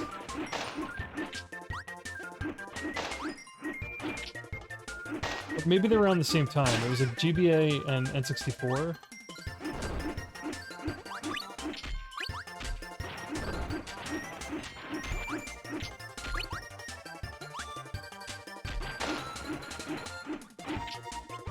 So even though this one's a little slower, a little more like plotting and methodical, it's just like has such a good look, like nice sort of like stencil. I don't know how to describe the graphics. They're not cel shaded, like they're not Wind Waker or anything, but they're. It's definitely like a different art style for Kirby. Oh, this is like right here. Those are the easiest. Those are the best. The cards that are like in the middle are like, get out of here, town. Alright,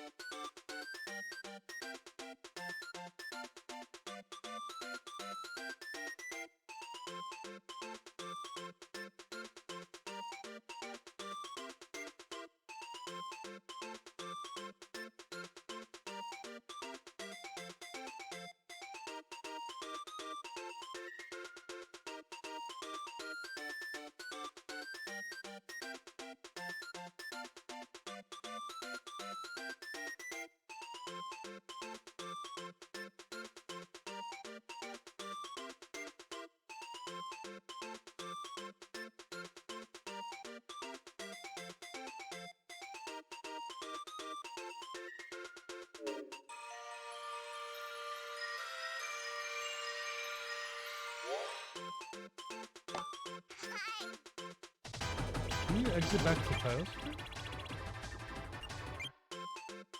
I think you just have to turn the game off. Yeah. Let's reset the game.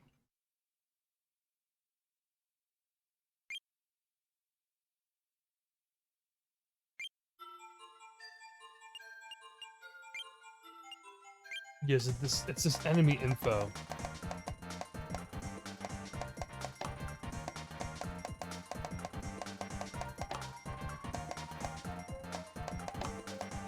Oh, so you can collect cards like completely out of order. I thought maybe you had to see the enemy first before you unlock things? but that's not the case.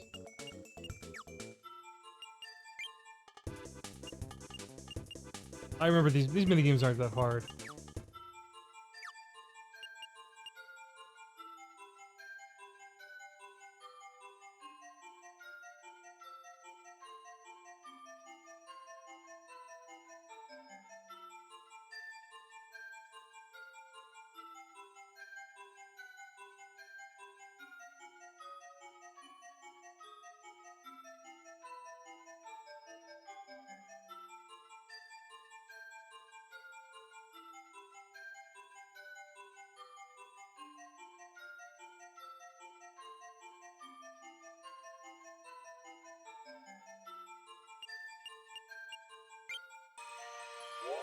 Let's just round out the rest of the 2-hour mark.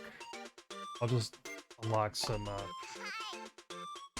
more enemy cards, because it's just kind of like a chill, fun, grindy thing to do.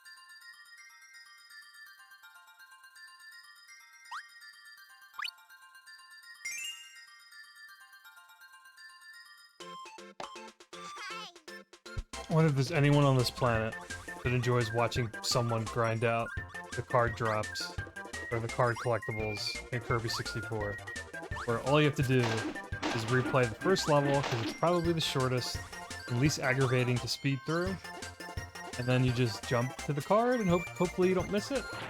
And that's the best way to unlock them all. It's all random, and it looks like you don't have to make much actual progress in the regular game to unlock all the cards. And I don't even think it adds to your percentage, like your main file percentage. I think they're just like bonus enemy bestiary cards, just for like collection purposes. And I've already done this back in the day. I don't know why I'm even bothering right now. But there's just something kind of like brainless and relaxing to me about it.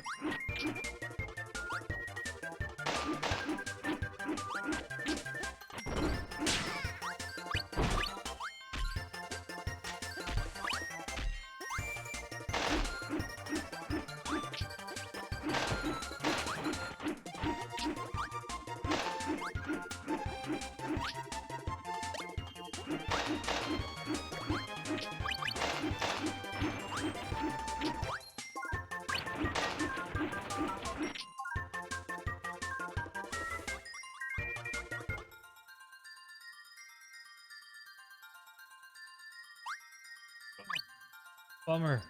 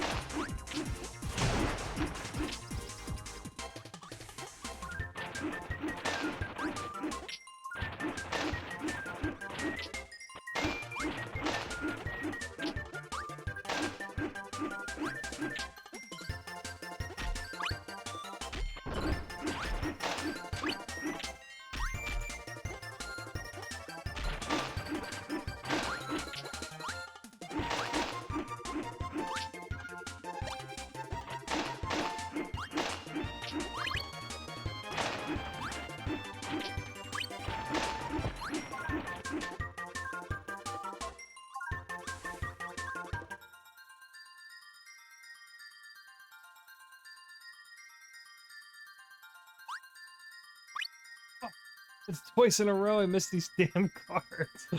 One more time. And then I'll take a break and switch games, I think.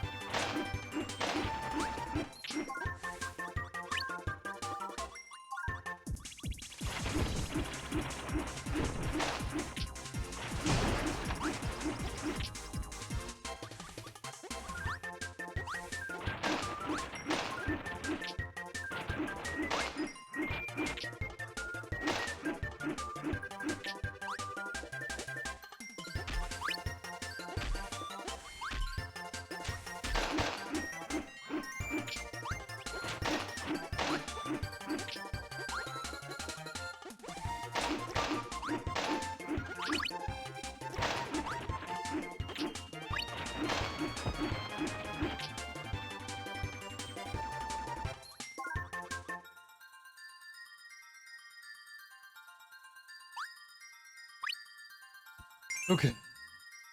That's enough cards for now. Let's see how many I got. Do they add the percentage? No, they don't. I didn't think they did. Oop.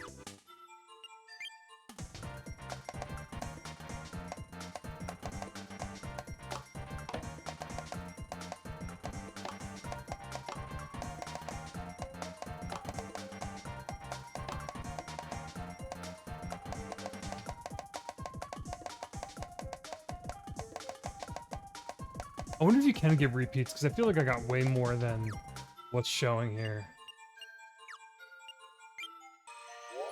Just go into a level and then quit out.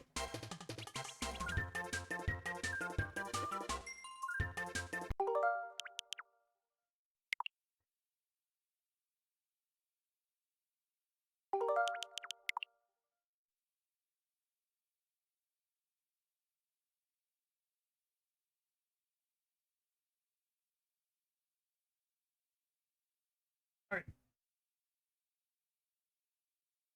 I'm gonna take another break and switch games. Maybe do Banjo-Kazooie next. I started a replay of that game earlier this summer. I did like the first world, Mumbo's Mountain, and then I stopped because I've 100%ed Banjo-Kazooie like 100 times probably.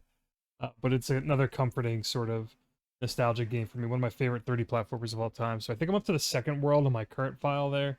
So I might just start playing some of that again. But we'll be right back. Again, if anyone hops in and would like to donate, I am playing in support of the Children's Hospital of Philadelphia. If you do !donate, you'll get a link to the fundraiser page. If you have the means, I'd appreciate it, but if not, I'm going to keep playing for a few more hours, I think, and then we'll see how the rest of the night goes. I had planned to do the same thing I'm doing today tomorrow, but with some technical difficulties I've been having, I'm going to kind of wing it and see how things are tomorrow morning. So, alright, I will be back in a few.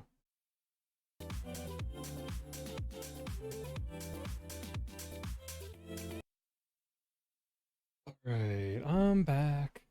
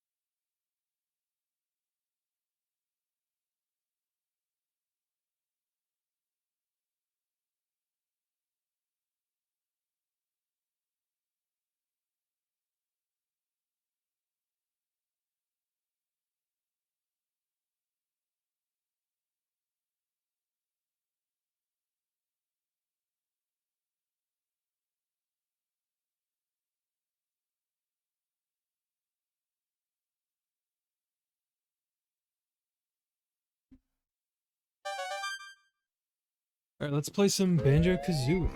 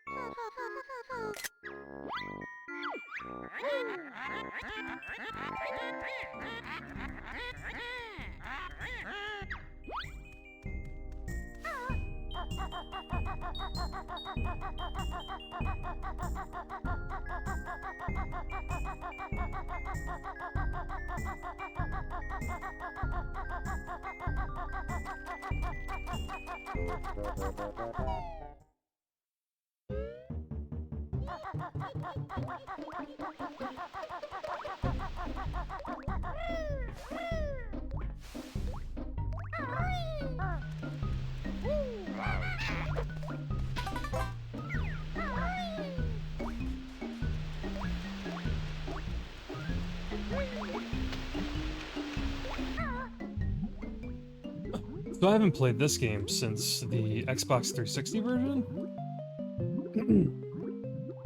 And Banjo-Kazooie is sort of a game that I can play probably annually for the rest of my life. Never really like fond childhood memories of playing this as well. But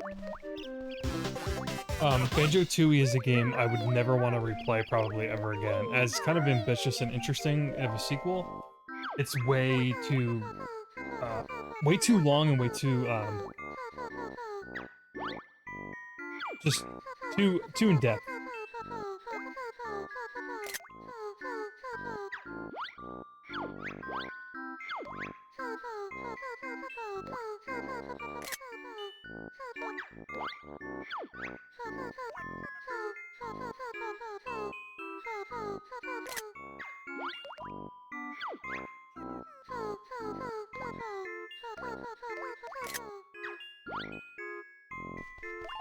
instead of taking a notebook down for all of those riddles for the final, like, sort of a board game thing at the end of the game, I'm going to take screenshots on the Switch.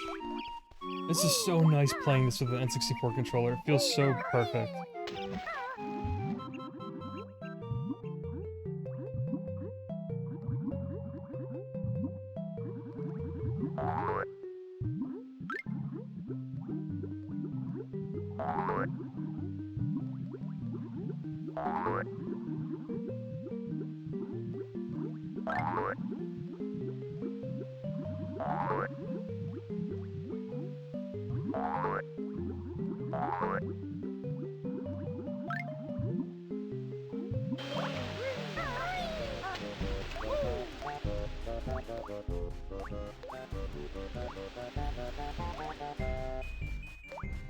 So we're just gonna try to 100% Treasure Trove Cove, and then we'll switch games again.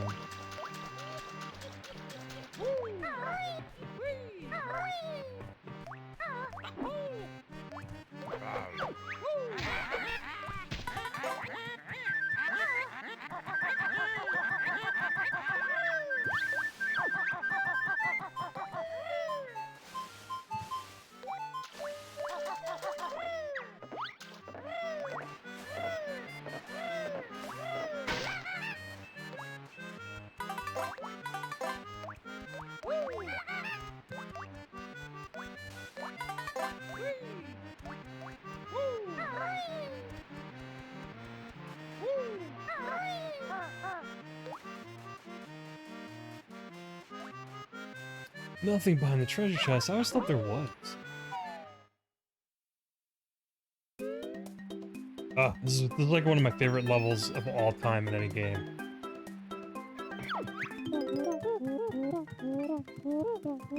The other thing I forgot about playing the original N64 version, which is sort of like an added challenge, is that the Xbox 360 Live Arcade version of this game, or like the version you essentially play in the Rare Replay if you download it from there, the music notes are saved as you collect them, whereas in the original version of Banjo-Kazooie, you had to collect all 100 for it to be registered in the level and finish it. So like, say if you collected only like 60 of the 100 music notes in a level, but you died during that level, 60 I think is your high score, and you have to recollect everything all in one shot again. So it was sort of like a quality of life improvement they made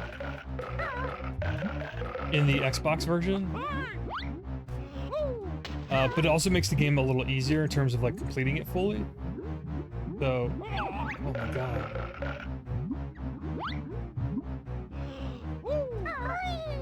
So I haven't played this game in so long.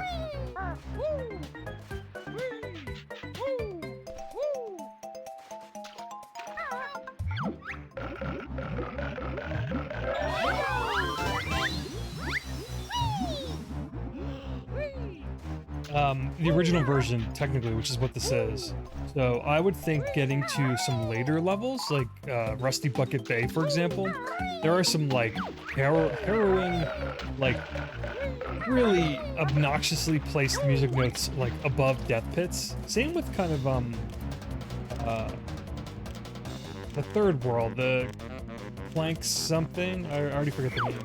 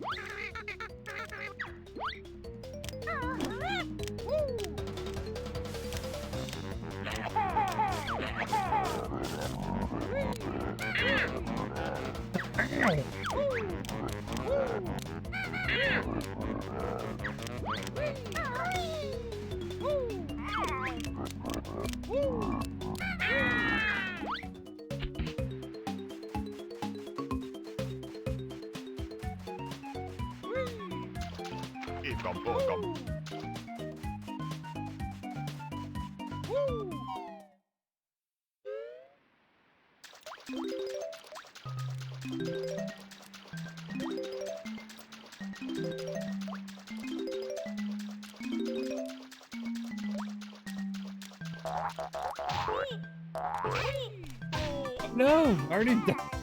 So, I think 10's my high score. How did I die?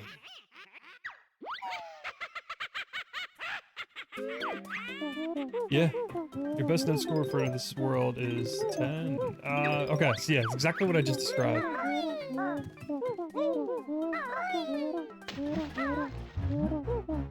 Now, I wonder if the Jinjos work the same way. I honestly don't remember.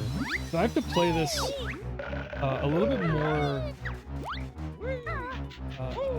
more reserved than I normally would.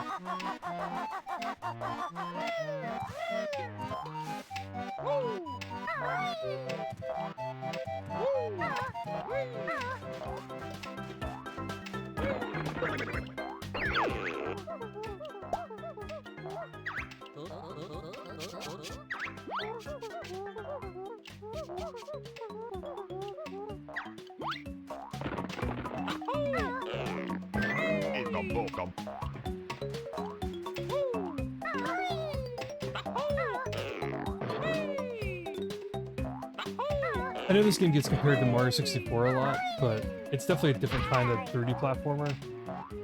But the one thing I like more than in Banjo-Kazooie compared to Mario 64, I mean, Mario 64 is like untouchable. And it's a classic and such a groundbreaking game for like a lot of reasons. But what I like about Banjo is how, and I've said this before in other videos I've made, but just how grounded the world is. So Mario 64 is what I like to call, it's like what Splatoon does like lately. Like suspended obstacle courses, just kind of like random shapes and rectangles and squares. I mean, you could argue Bomb Field, like some of the locations in Mario 64 feel somewhat grounded, but for the most part, like this level's like an island, and other than water surrounding it, it's not like a floating, like the rainbow carpet world at the end of Mario 64 is like the perfect example of like what I'm describing, is where it's just like blocks and platforms kind of like suspended in the air, and it just feels like an obstacle course. Whereas this feels like a fully realized like location, and it's grounded like, on the earth.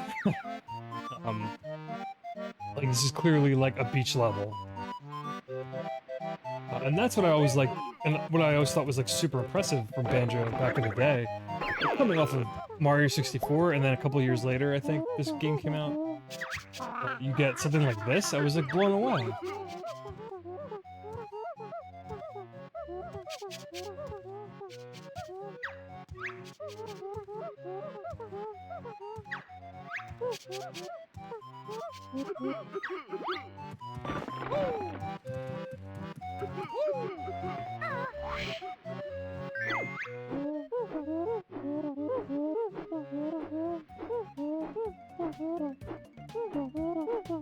I was so excited for this game. Not only did we get the VHS tape that was like a promotion for this game, and I think it was John Lovitz was like the VO, like the voiceover for the tape that was like sort of promoting the game. Not only did we get that like before in the mail that like hyped us up on it as kids. I do remember when I finally got this game, it was during a summer, and the neighbor kids, our at the time best friends growing up, lived across the street, and there were two brothers, and I have a brother, so it was like two pairs of brothers. And we would always do things together, sleepovers, play games, go places, just like standard like kids growing up sort of stuff. Bike together, mess around in the woods together, like start fires, smoke behind the dumpsters, like as we got a little older, that kind of shit. One time though, it was the summer, and this game came out in the summer, and I wanted to play this non-stop, and I was in this world, specifically this Treasure Trove Cove level. And I remember they wanted to go to the pool. We had like a kind of a community town local pool, like really close to us in walking distance. And you know, we went to the pool all summer, but like when this game came out, I was a teenager, or like a pretty young kid, and I'm like, you know what? I'm good on the pool. Like, I just want to fucking play Banjo-Kazooie. So that's like a memory I'll never forget with this game, and why it's like I'm so close to it, or it's so close to me.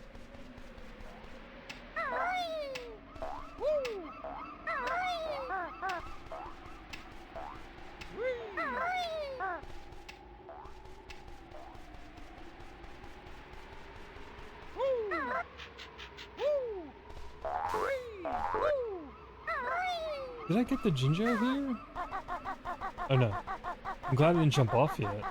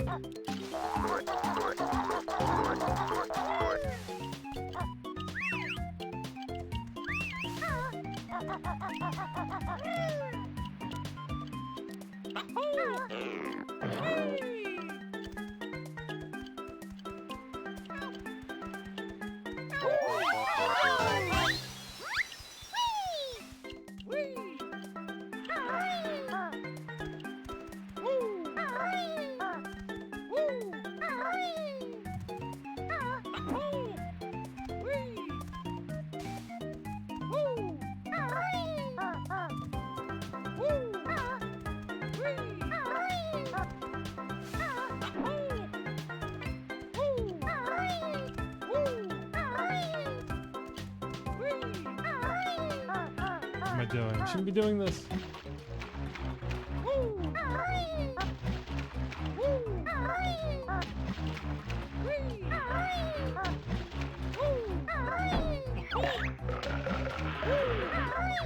One, I thought that was like an instant death. It's like one hit point. That's not too bad. I don't know why Microsoft and Rare, like,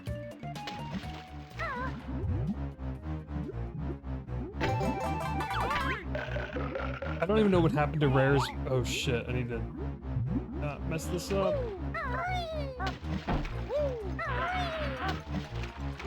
Rare's, the other game Rare's been working on, what the hell was it called? Ever something. Their follow-up to Sea of Thieves, I guess. They've just gone silent. And maybe 3D platformers don't sell well, or not like what current modern-day Microsoft is looking for, even though, you know, they did acquire Double Fine, and Double Fine did Psychonauts 2, which I'm sure it didn't sell like amazingly, but still like added like a really nice, it was also multi-platform, which people seem to forget about, but it probably added a nice sort of like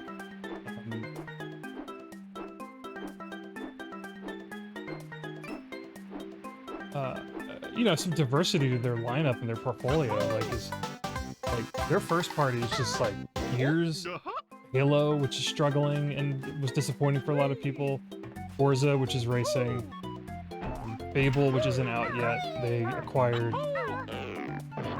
Ninja Theory for, what is it, Hellblade, which the sequel is also not out yet. So I know they've been sort of criticized for lacking major first-party titles. I still think Hellblade's going to be their God of War, essentially, but we'll see how that game turns out. Their 2018 God of War specifically, I think structurally and kind of like scope, I think Microsoft needs a God of War, and I think Ninja Theory and Hellblade's their best bet.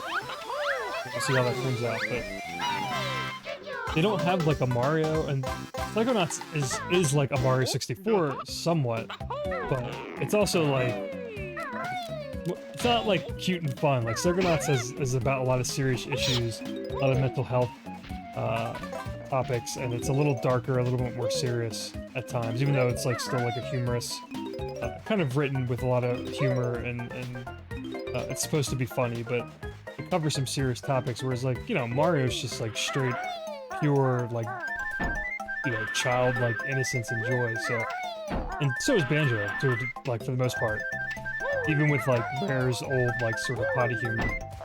But Microsoft needs like a fun 3D platformer, like adventure game that's first party, and they have Rare, and I guess Rare still sort of owns the IP for Banjo, or Microsoft does. I don't really know what's going on with all of that, because Banjo finally released on Switch after all these years.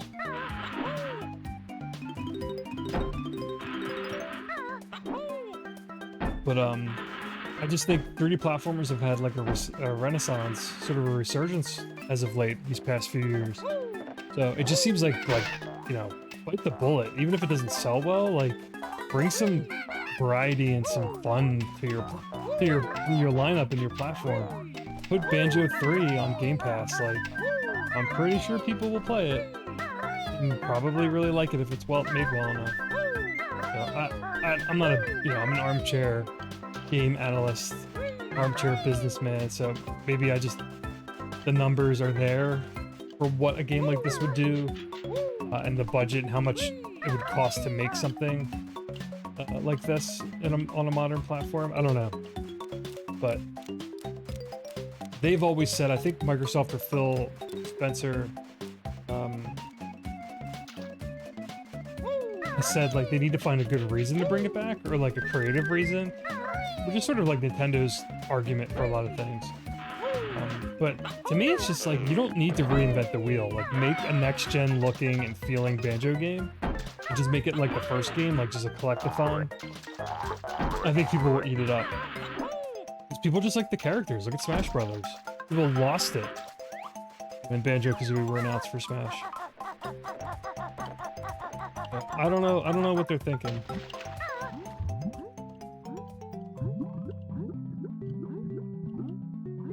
Welcome.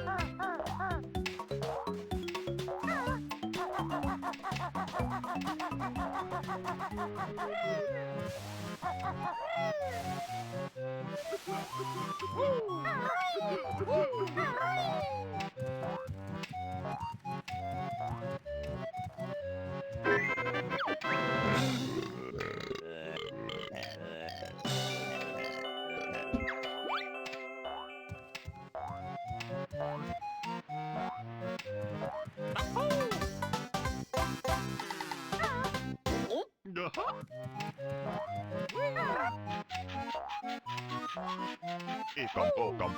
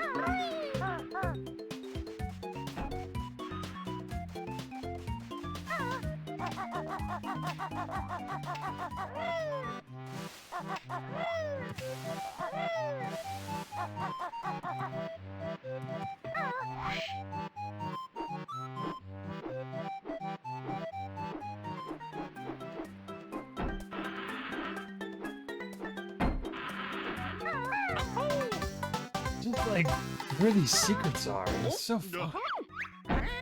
Hey, Last S. How are you?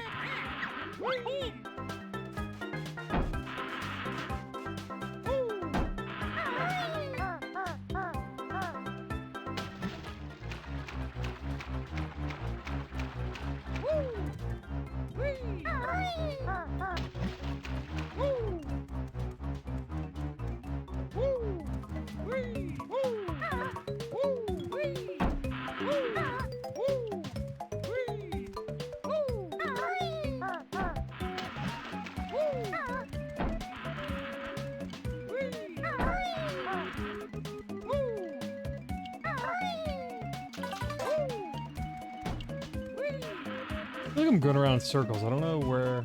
I know where I know what I have to get. I just keep like exploring like areas I've already been to.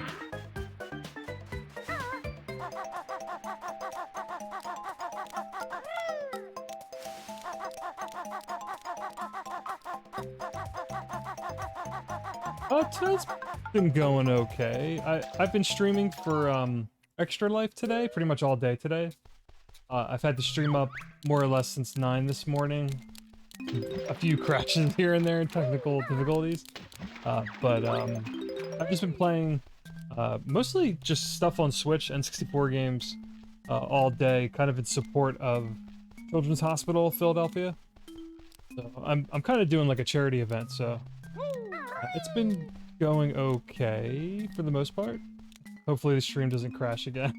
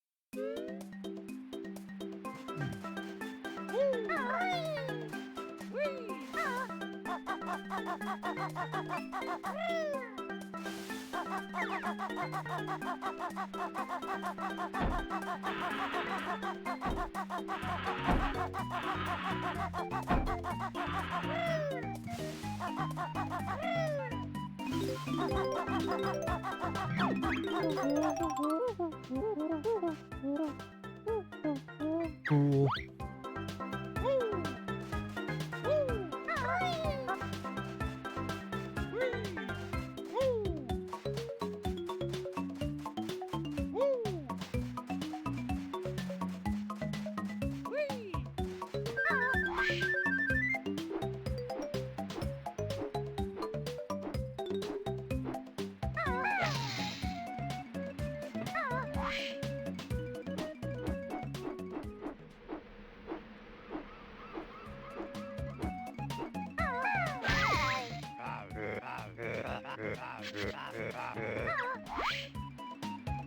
This is so classic.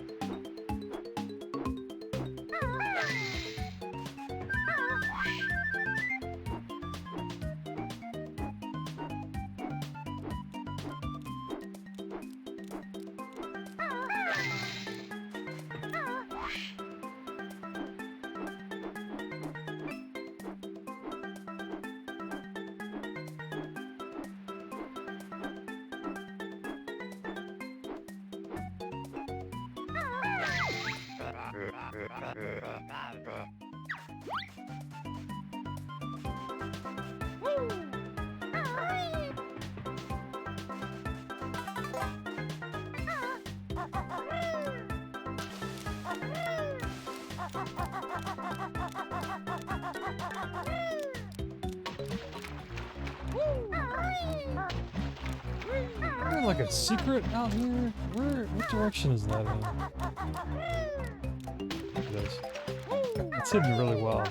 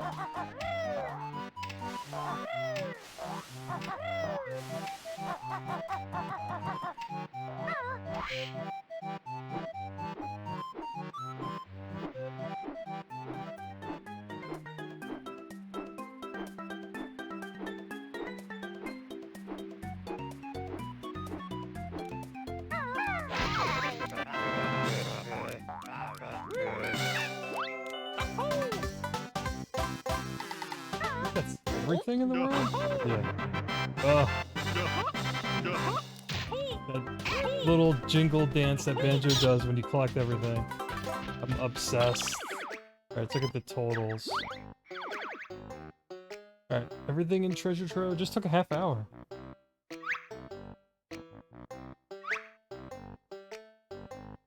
Such a classic.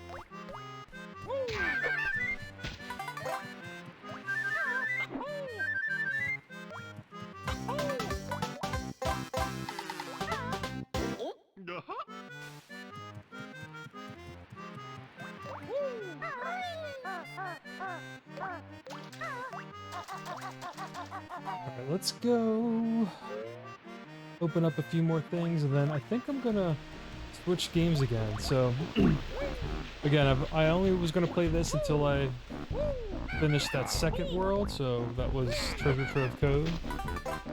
I think I'm gonna switch games for the remainder of the night.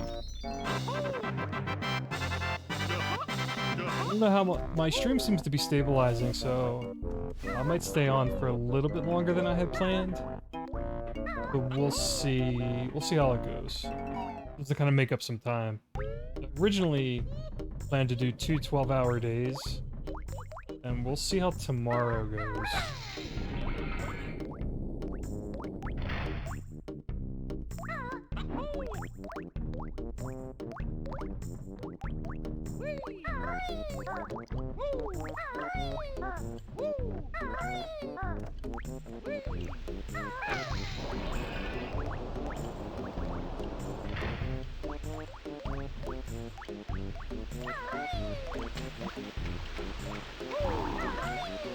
I'm not sure it lasts. I've kind of been just jumping around playing whatever I've been in the mood for. So today was kind of like a catch-all for this charity stream that I'm doing, where I just sort of like went to the Nintendo Switch Online section for Nintendo 64. I've been just playing N64 games all day. So we did, what was it? We started our day with Pilotwings 64, we did Wave Race 64 for a little bit, Sin and Punishment, Kirby 64, and the Crystal Shards. What was the other game I was playing? It's pretty much been N64 all day, and it's all games I've played before, like in the past, from whether they were like replays from certain amount of time ago, but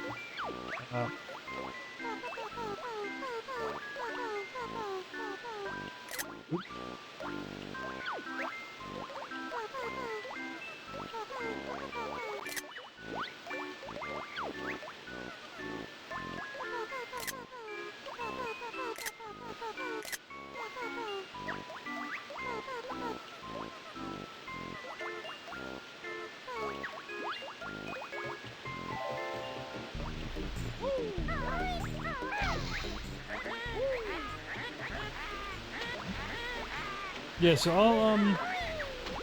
I'll see what I'm in the mood for.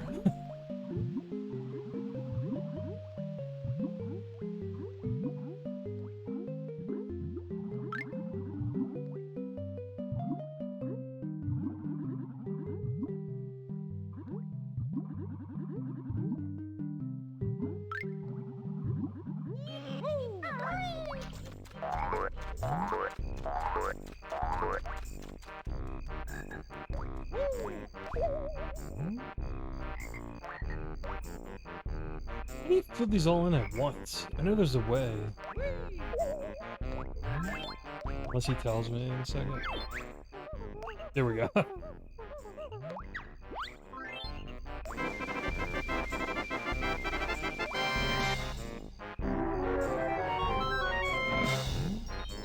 Bubble goop swamp.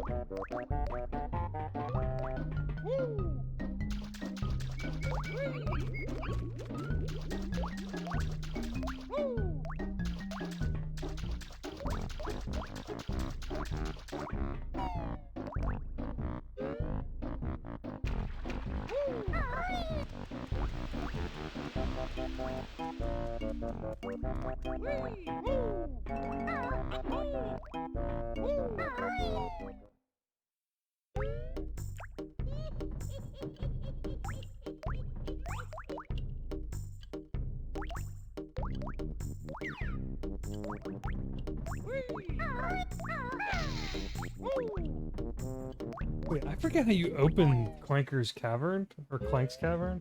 What the hell was the name of this level? It's funny, I've played this game so many times before, and certain things I'm just like not remembering about it.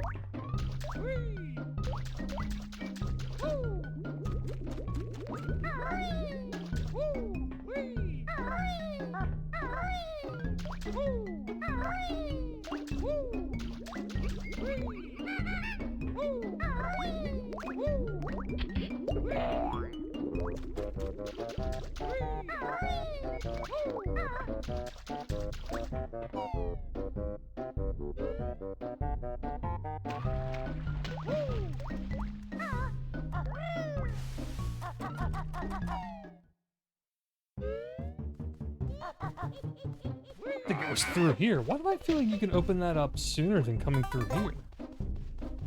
There's no way I have to come all the way through here to unlock that cave level.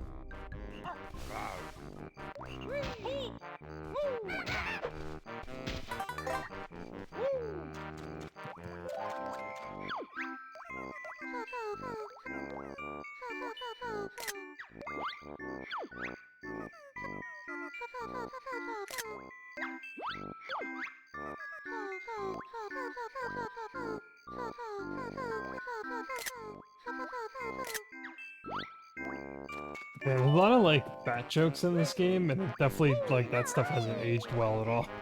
Just calling like the Gruntilda like fat.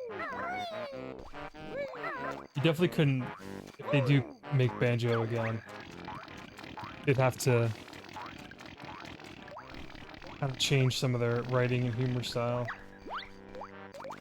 This game's not too long. I'd say like somewhere between like 7 or I don't know, 5 and 10 hours, 7 and 10 hours. 100% it, like maybe 10 or 12. Kind of depends on how like thorough you are, or how much like how good of an explorer you are. Especially if it's your first playthrough, I think it takes maybe like 10 to 12, if that. I know this game pretty well, even though some things are kind of I'm misremembering. Yeah, like the fat shaming, like with 90s, sure, like that was acceptable, but today seeing it's a little like not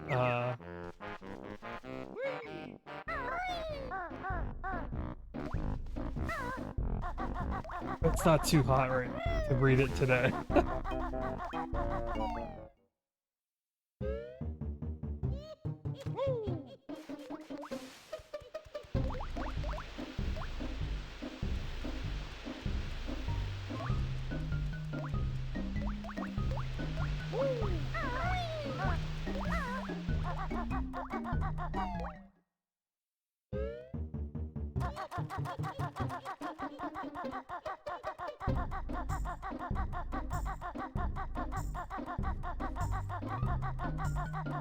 I'm losing my mind. How do you open Clanker's Cavern? That's like something I'm just not remembering. It's freaking me out, honestly.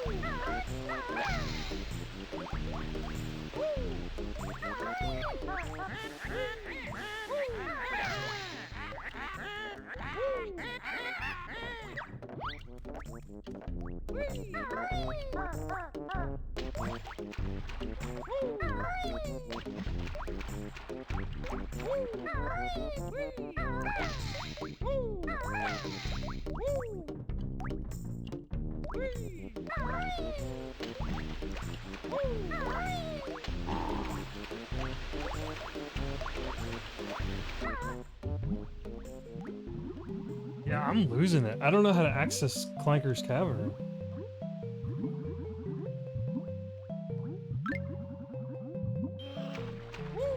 This was to unlock Bubble Gloop's Swan.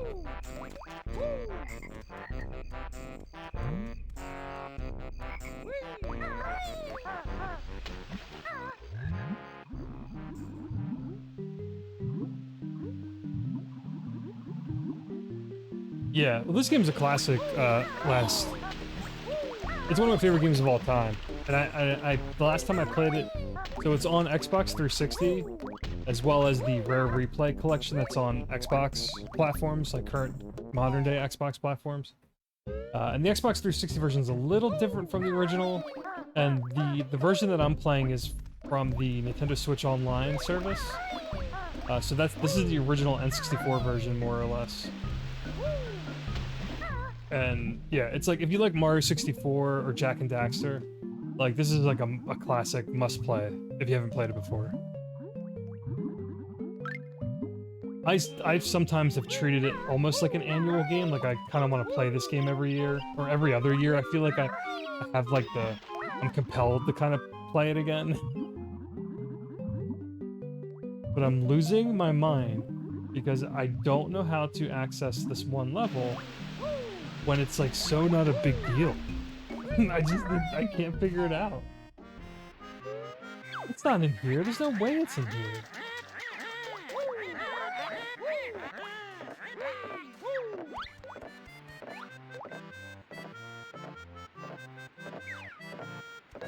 No, let me... Oh, God.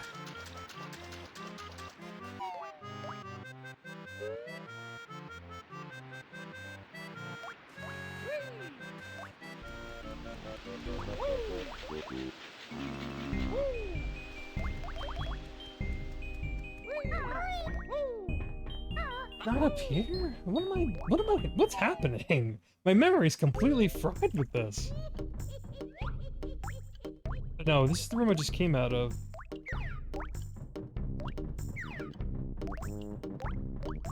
It was the one below, maybe I need to double check.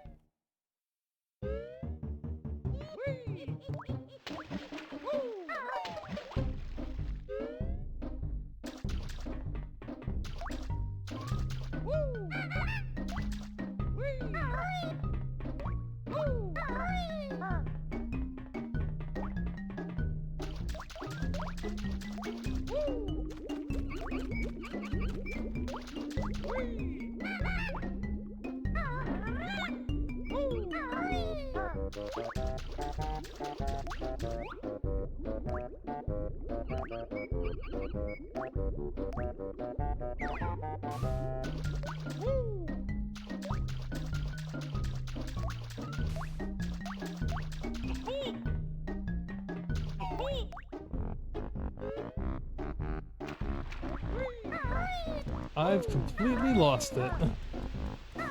I don't know where you unlock Clanker's Cavern. Oh! Oh my god. It's time for me to go to sleep, I think. Ah!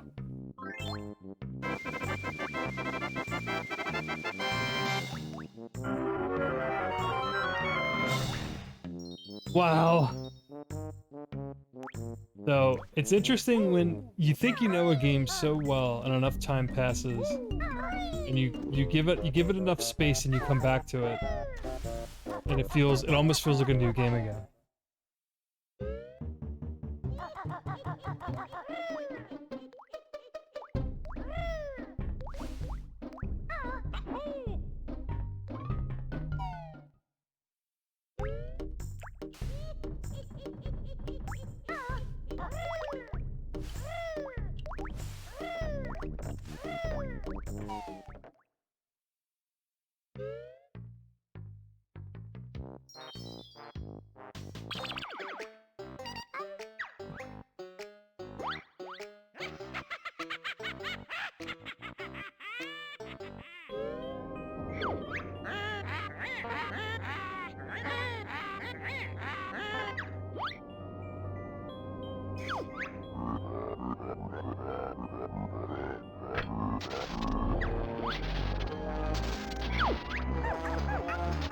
I'm gonna take a break in a second and then figure out what I want to play for the remainder of this charity stream today. I'm not sure what it's gonna be yet.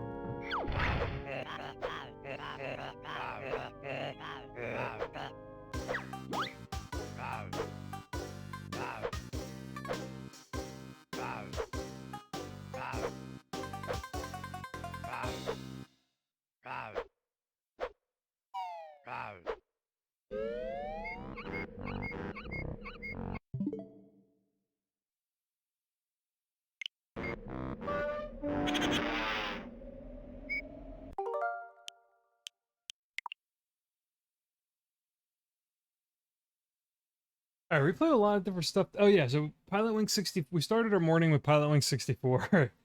Then we played Wave Race, followed by Sin and Punishment, Pokemon Snap, Kirby 64, Banjo Kazooie, and some Bayonetta 3. So that's been our first day for the Extra Life charity event so far. It may go a little bit longer, but just take a quick research break and walk away and stretch for a second. And then we'll be back for more.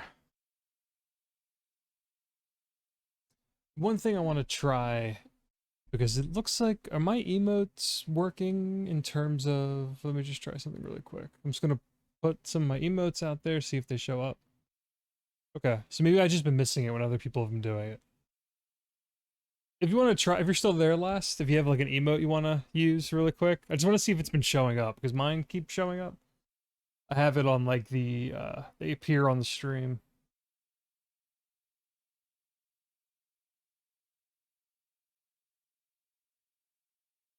I don't know if like raids or follows have been showing up either. I've had like a few follows today. And a sub or two, I think, so I don't remember. Okay, it's there. Thanks, yeah, I can see it. I've been having so many issues with my stream today, or pretty much any time I've streamed lately. I've been just troubleshooting like every other hour, it seems like, and fixing things and moving things around. I did have to add these Extra Life charity scenes overnight, or over the past night or two, so it's a little messy.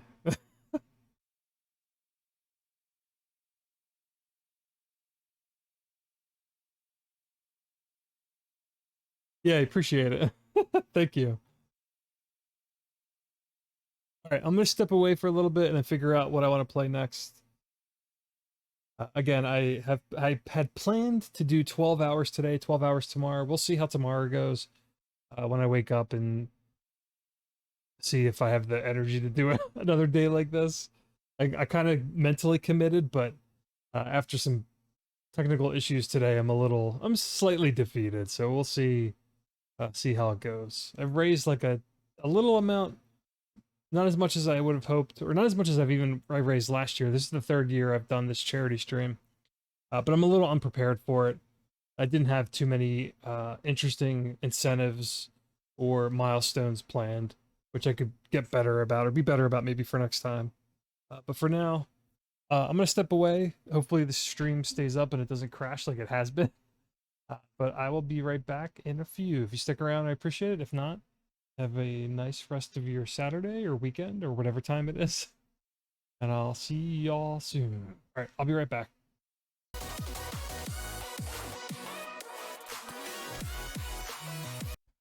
All right, we're back for just a little bit, I think. Still sort of at a crossroads in terms of what I want to play.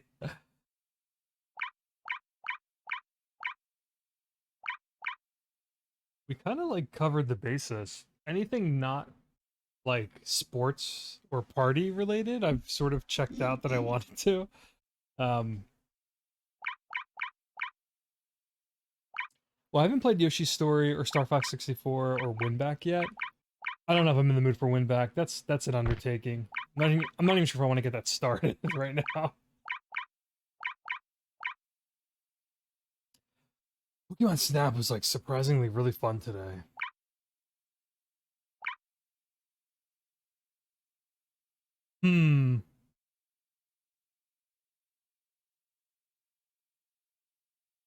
I'll play some I'll play stuff for like another hour. So 10 p.m. we're gonna cut it off tonight, and then I'll decide what to do about tomorrow.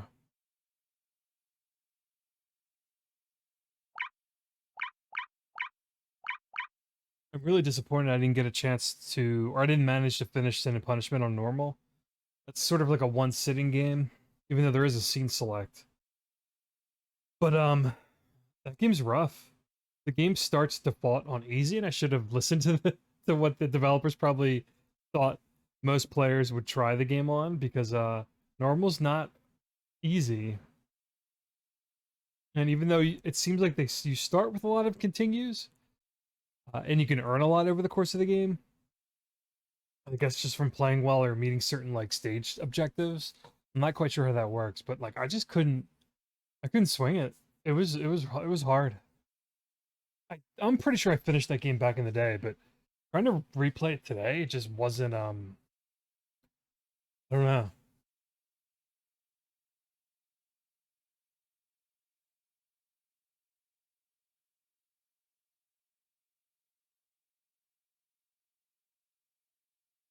What am I in the mood for? I gotta decide and figure it out.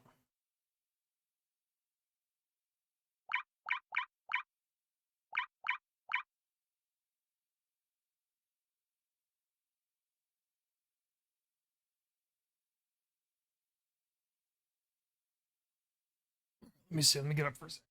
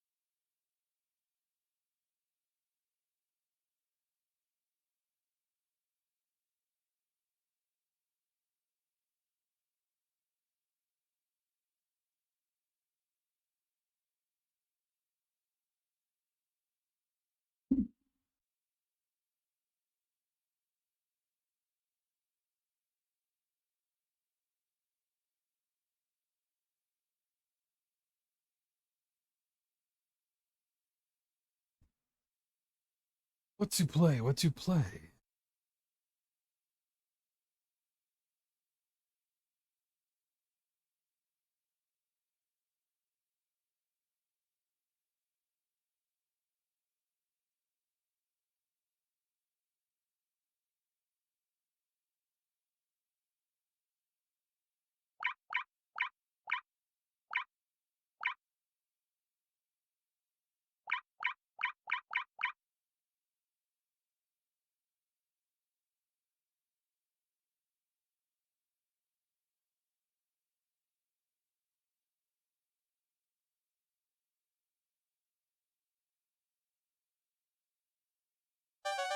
Let's just try Yoshi's Story.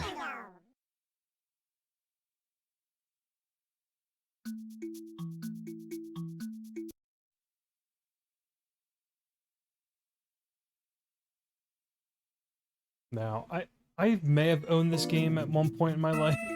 I don't know if I ever finished it.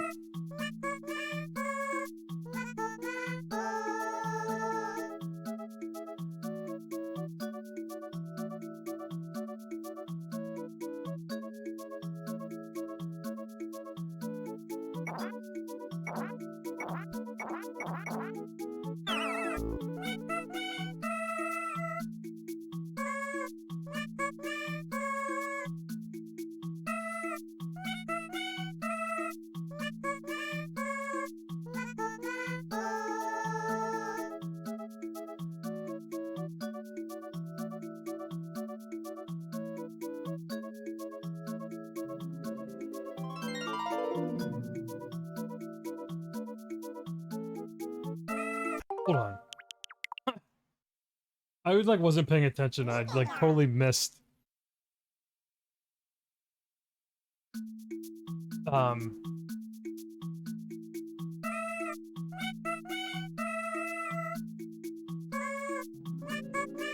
This little storybook intro.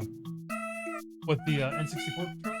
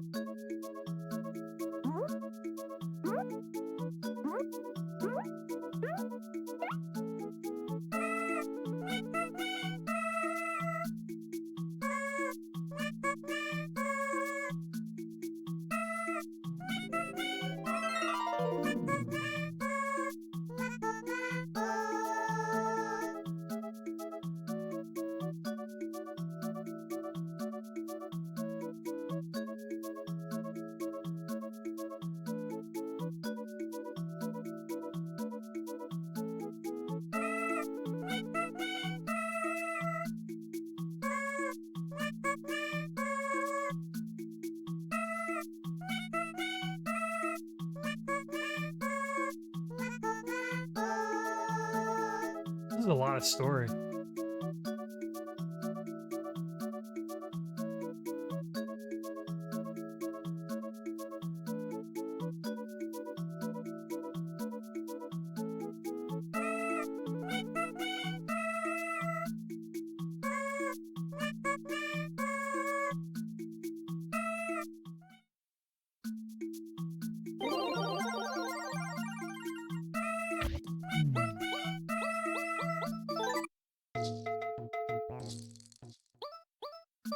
Good Rumble Pack stuff. Okay.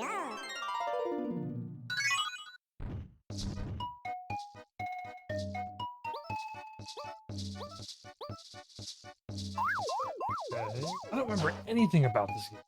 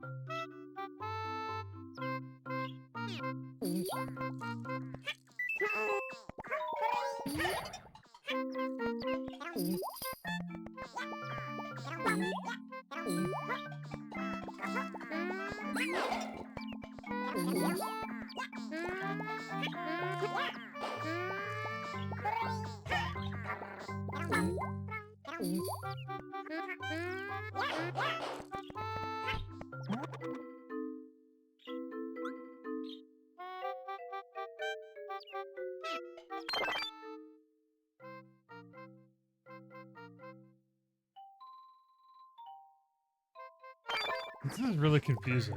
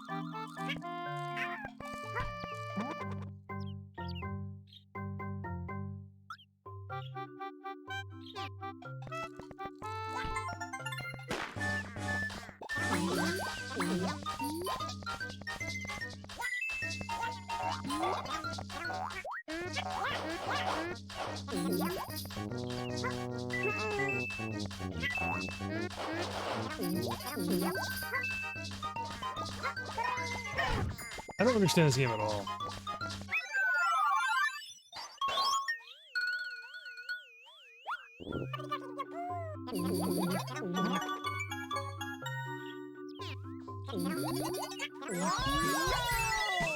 Like, what is happening?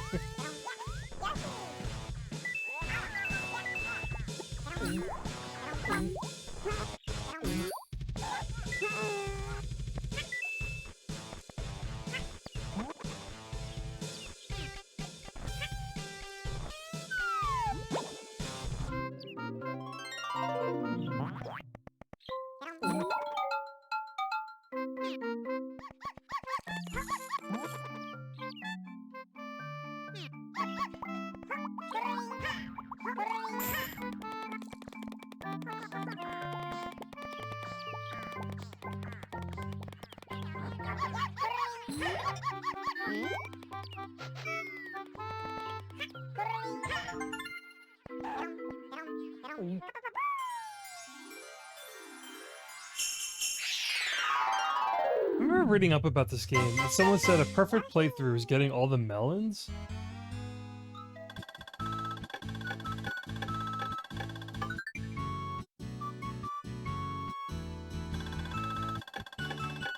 What is this Yoshi's move? I'm gonna go to the tutorial. This is like this is weirder than like the DS portable Yoshi games that no one likes.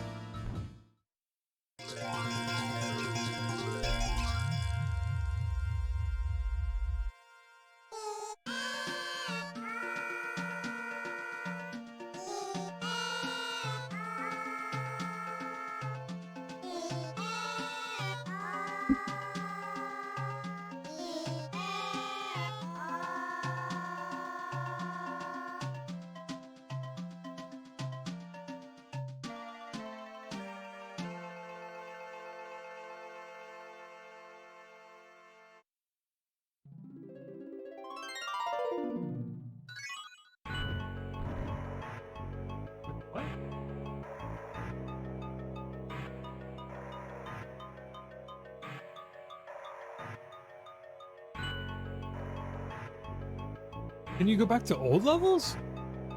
Yeah, I mean, I do love Yoshi's, and that song is like super cute.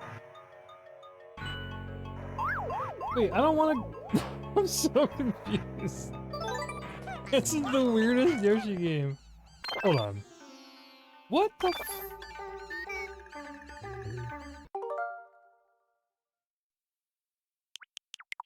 I'm gonna reset the game and go to training. I'm really confused. Well, Yoshi's, you haven't played a lot of N64 games? I mean, there's not a lot of them. Most of the first-party Nintendo stuff's worth playing.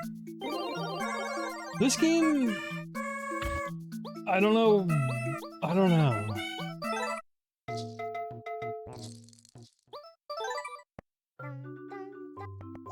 understand the mechanics. Like, this is a really strange game. I know about the flutter jump, that's like basic Yoshi's Island stuff. I'm very confused. This doesn't play like the original Yoshi's Island. So this game came out after Yoshi's Island, which was Super Mario World 2, and that's considered like an all-time classic. So this was like the follow-up on Nintendo 64, because that was a Super Nintendo game. So people were really disappointed with this game because it was like nothing like the first game, essentially.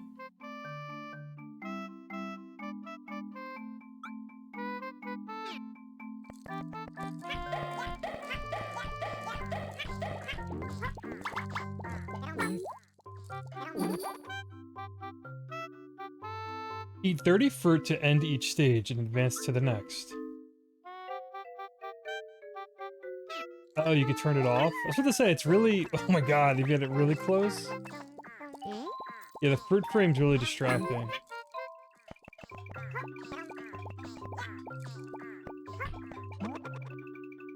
He's using blah blah blah. Yeah, this is all basic stuff. Wait, this happy meter is so weird though.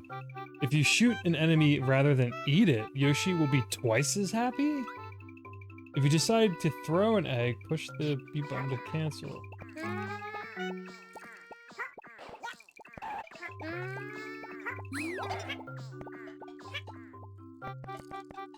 Someone said you should do an all-melon playthrough. Because I'm a completionist at heart, I love 100%ing games, so I'm like, what do you have to do in this game to, like, complete it? Like, complete it. And someone's like, only collect melons. Wait, what? Rock block, so blue and hard. Rock block, so blue and hard. Period. Break it with eggs, leave it in shards. This game's kind of trying to be like, speaking poems. I don't have a thing for this.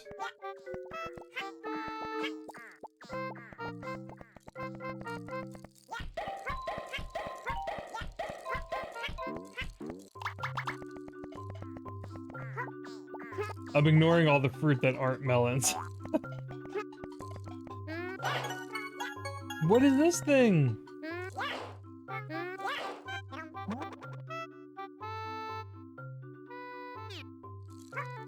What the fuck?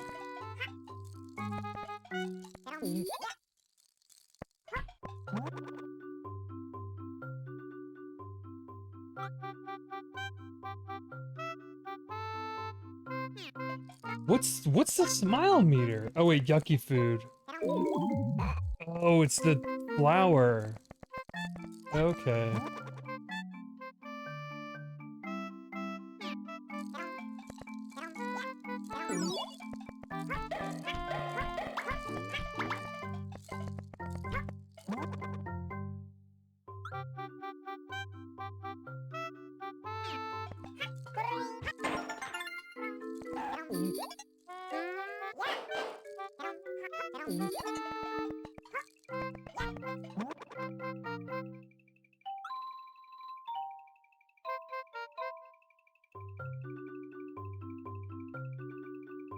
Yeah, and you can turn the frame off too, last.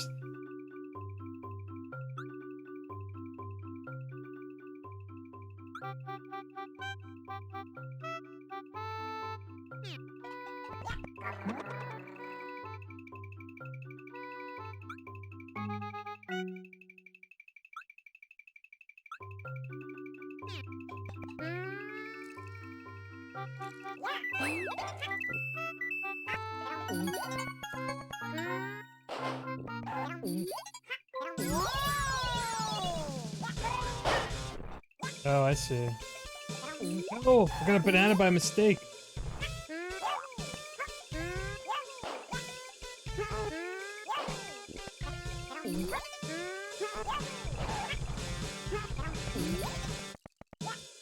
I'm like, are there enough melons in this tutorial? I don't think so.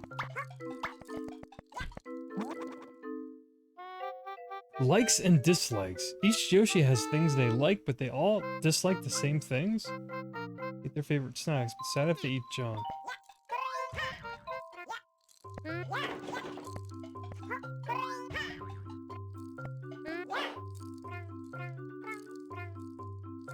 Hey Katsu. How are you? We're playing a somewhat strange Yoshi game. that I have very little memory of.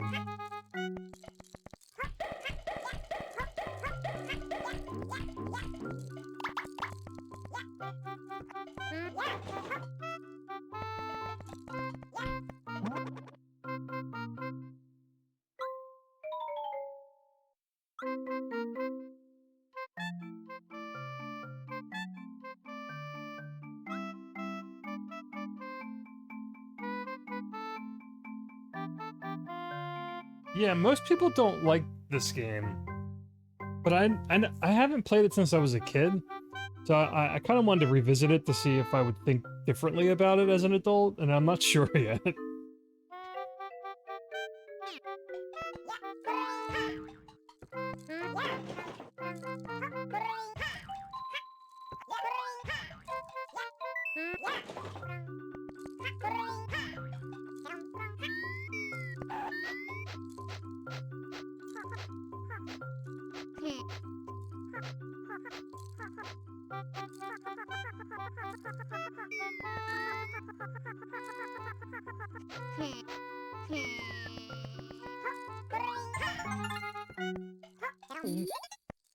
Some of these secrets are wild. I just had to ground pound on this.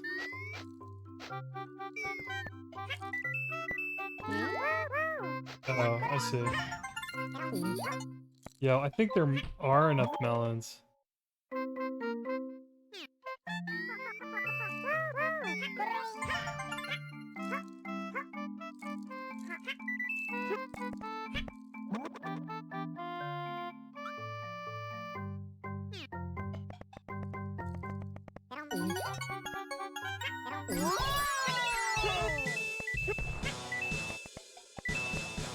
Maybe?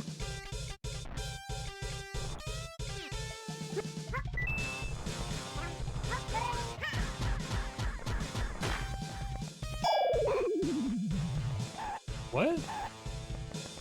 What just happened? Hold on, what did this say? Ground pound to load up the melon boxes, then carry them... Oh. I just totally messed that up.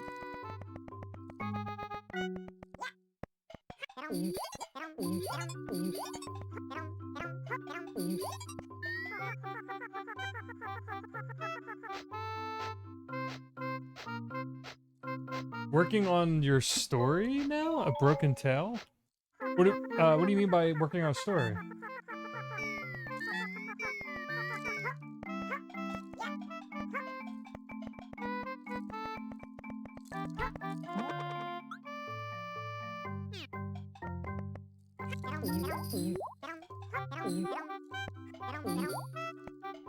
Okay, cool.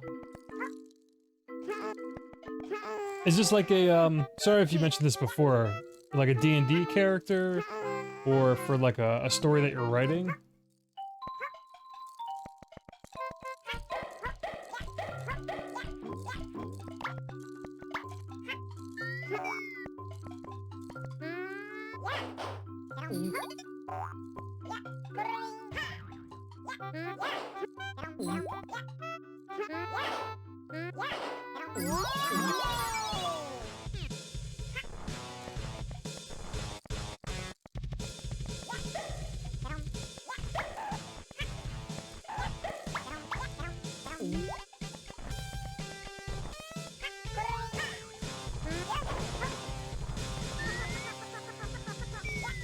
That sniffing is super funny looking.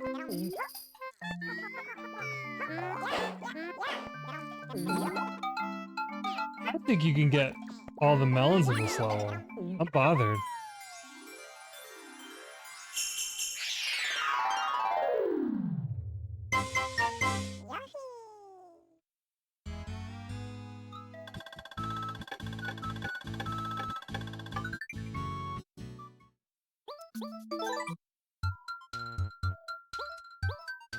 Oh, what is this? Trial mode.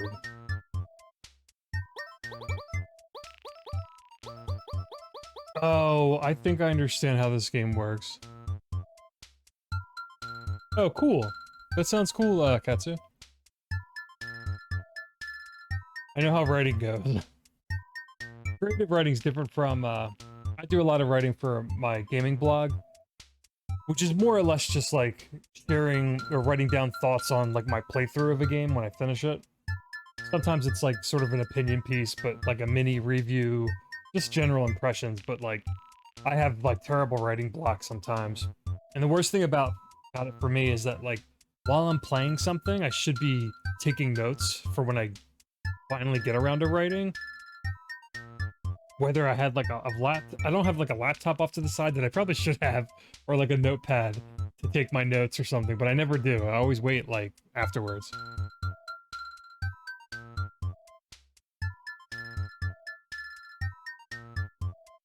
About someone who had a great life and ended in a disaster. So I went with a broken tale. Yeah, that sounds like that suits that idea.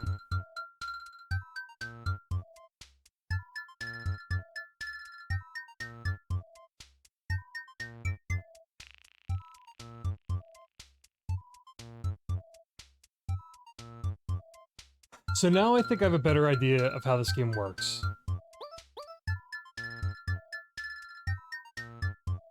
You play through 6 levels, but you can choose between 4 levels per page. So it's almost like a choose your own adventure? Or choose your own storybook? So you have 4 levels to pick from, and you play through 1, and you kind of create a story, I guess. And that's why it has like a storybook, I guess, centralized plot. You know what? I kind of really like that. This is really different. So I was like, why can't I go back to old levels? But there's trial mode. I'm assuming this lets you... This. Reveal lucky fruit. I don't know what that means. I forget what the tutorial said.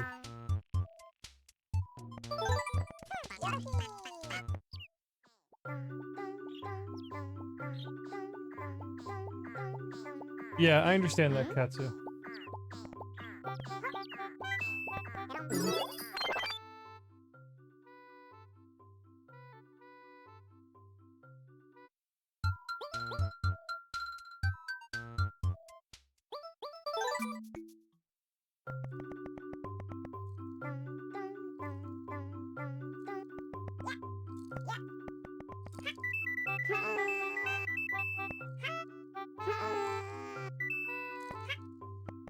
Well, you know, I have a new appreciation for this game.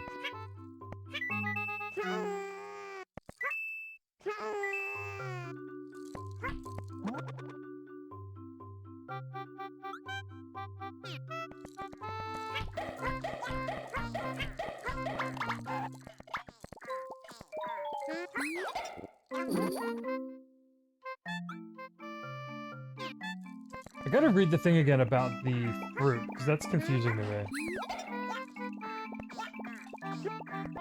Like, what does your lucky fruit mean?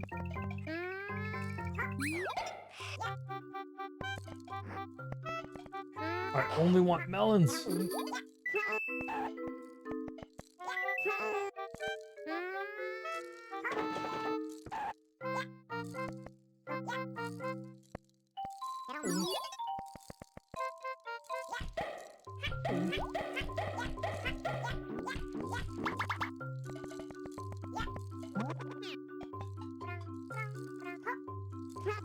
Yeah, but like... writing's just, obviously like a process for... It's a different process for everyone.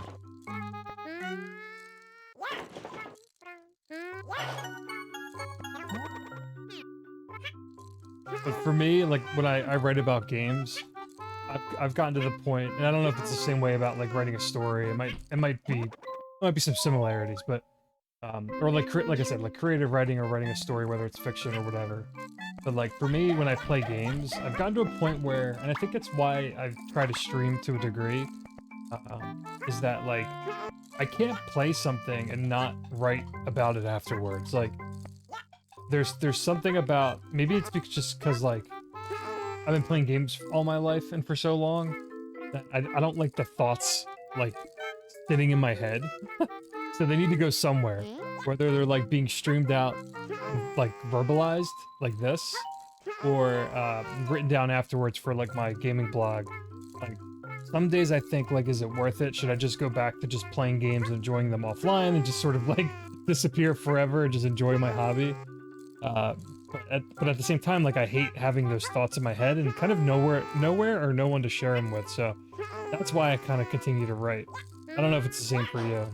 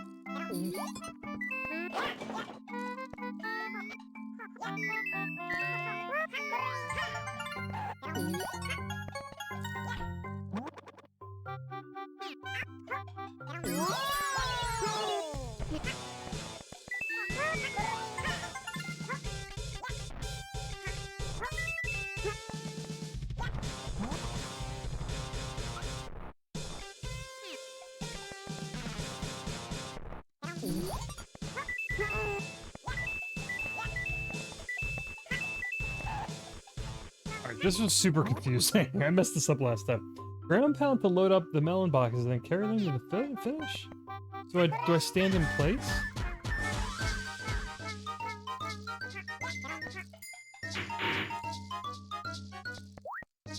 Oh, whoa, okay.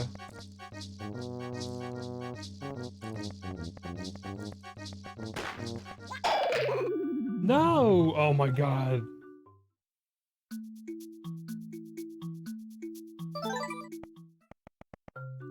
Oh my god.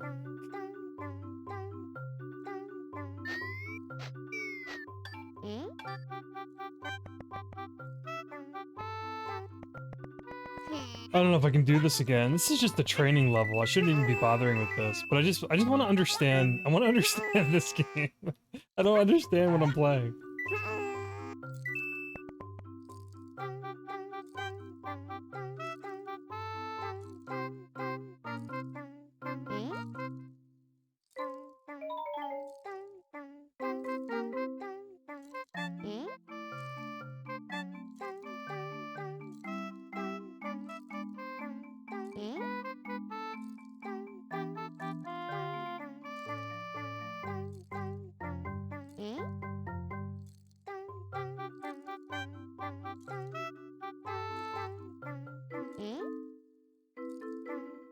Let's go to 10 p.m. and then I'll call it. We'll go a little bit longer. That'll be 12 hours total for today. Some hiccups here and there.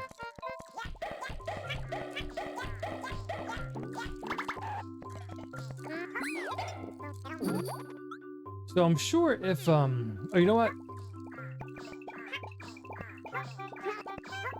Let's just rush to the end. I want to figure out that thing with the carrying the melons.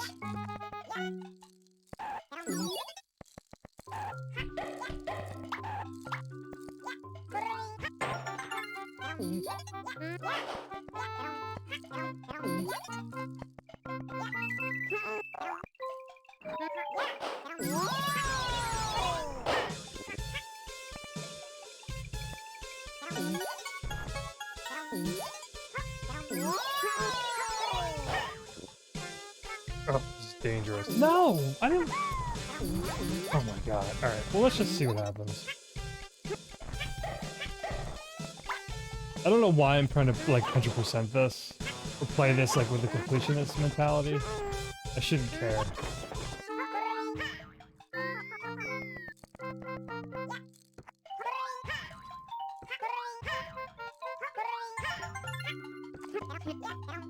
So specific.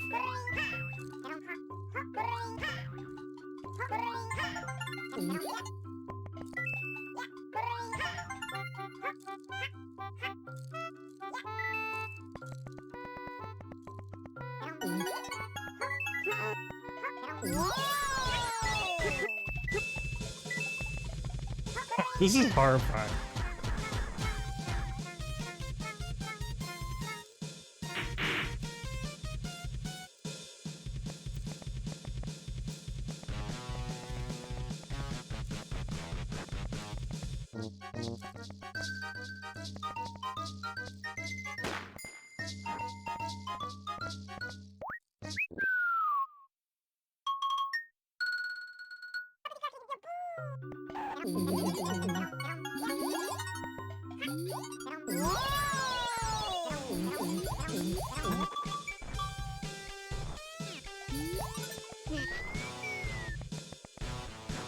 So 3, 4, 5. Are there 6 more melons, maybe, that I haven't found? The sniffing is so funny looking.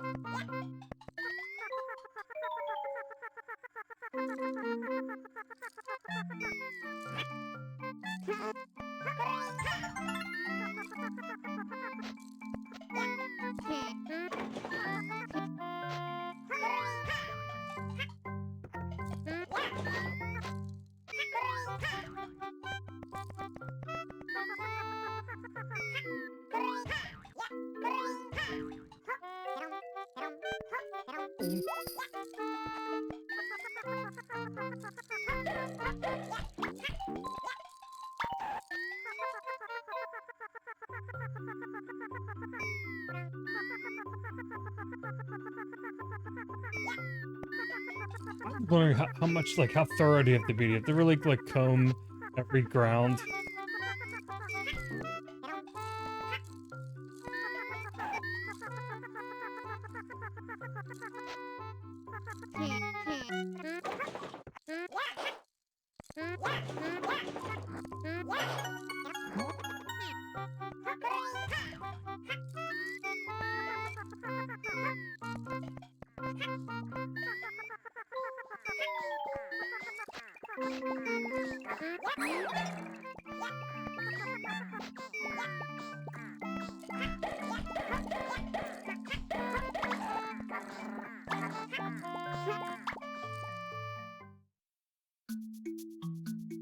Oh, I exited again. Alright, so...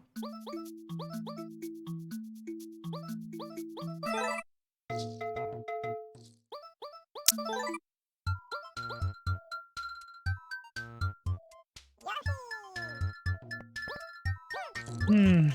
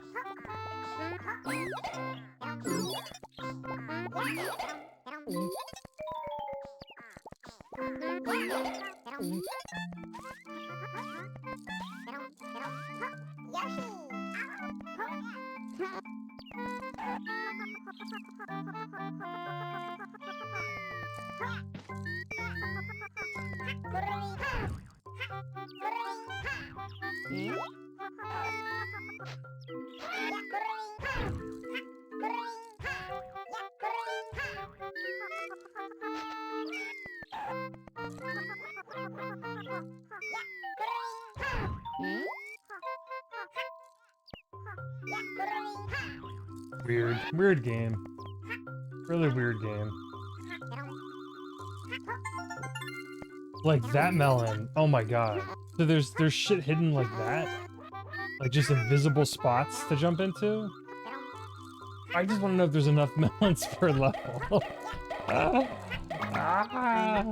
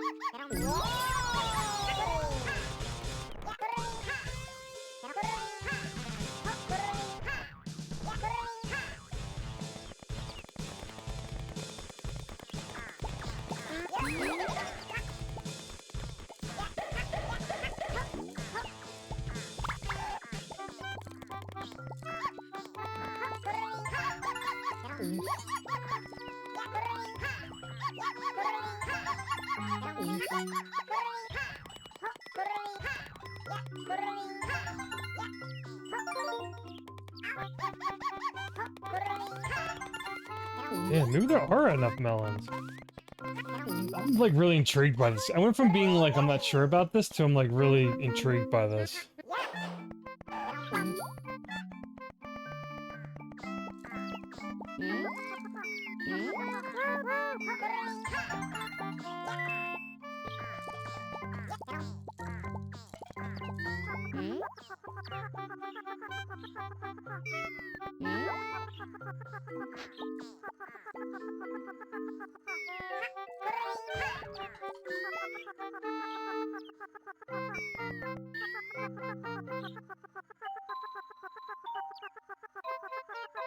Sniffing is ridiculous.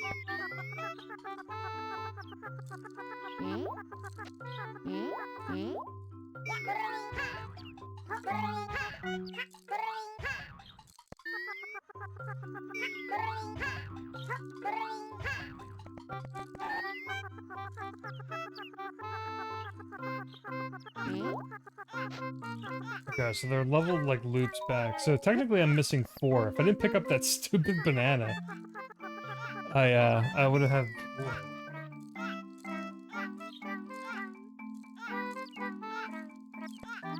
I don't know why I'm so like obsessed with this.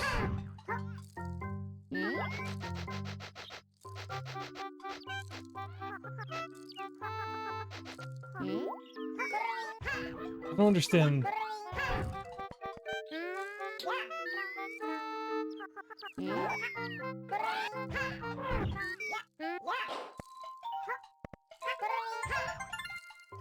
Man, there's weird secrets everywhere, and it makes me so nervous that, like, some of these melons I'm missing are probably, like, jumping into invisible spots on the screen, which is like, come on.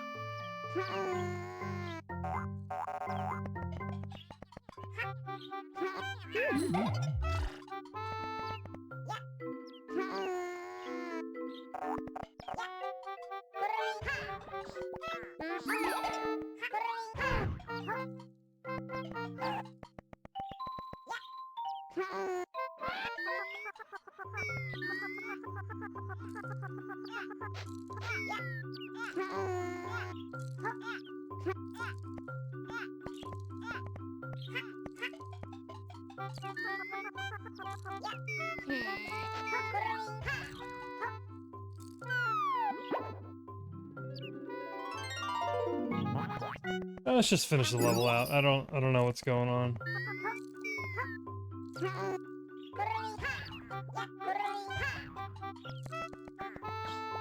This seems really hard to do.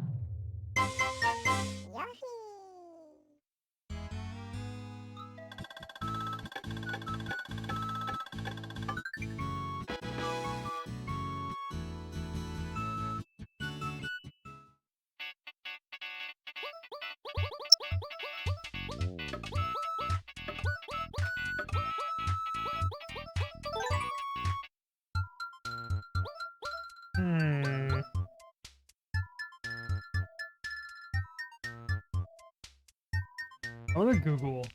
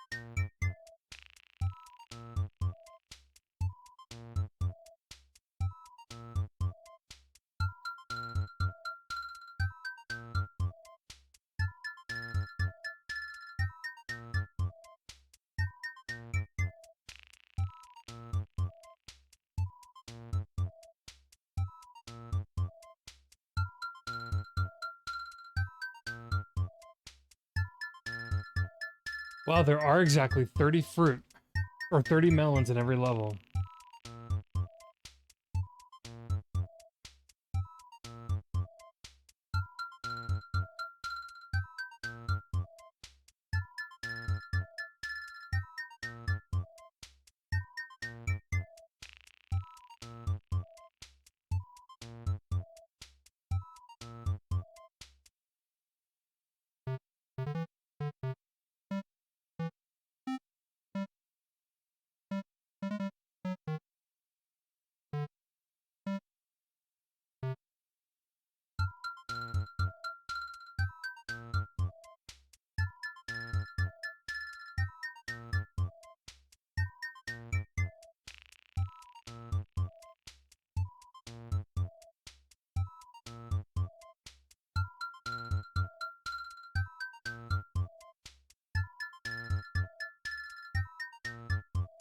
Oh, the practice level does not have 30 melons. That's wild. Um,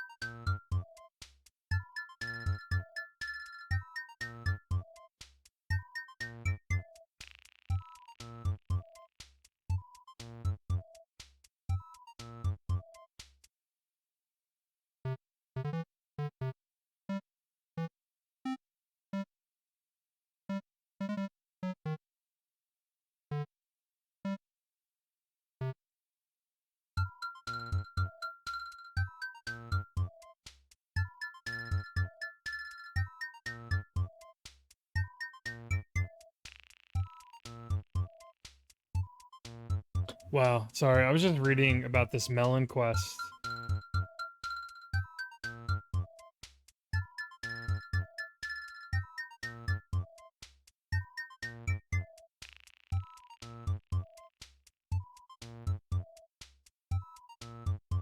I don't want to do. I don't want to pick a Yoshi again. Get me out of here.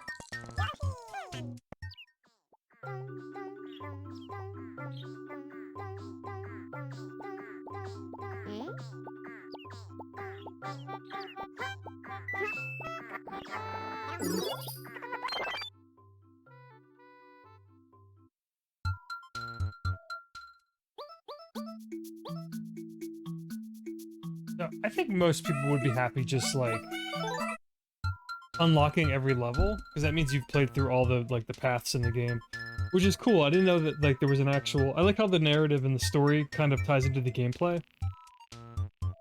Like you choose your levels as you play through the game, and then you just probably start a new game and replay it again. And this trial mode, it's just a way to like replay levels and get high scores.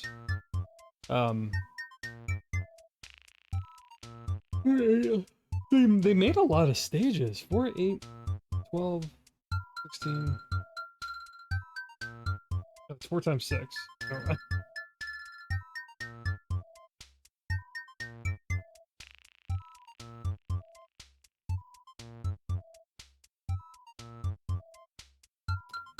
yeah, I don't know.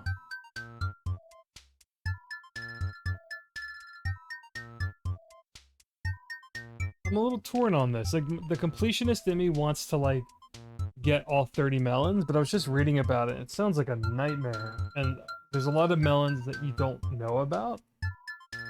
Unless you look at a walkthrough. Or there's tons of trial and error. Like I said, like, there's just spots where you jump into, like, an invisible spot on the screen, and a melon appears. Like, that's nuts. Without kind of resorting to a guide, I don't know how much fun that sounds to do, but, like, I'm very compelled to, like, since the game apparently is, like, super easy and short if you just do, like, one playthrough with whatever pages you unlock.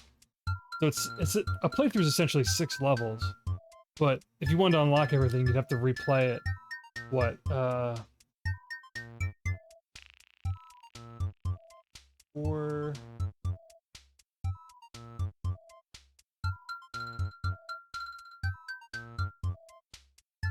12 times?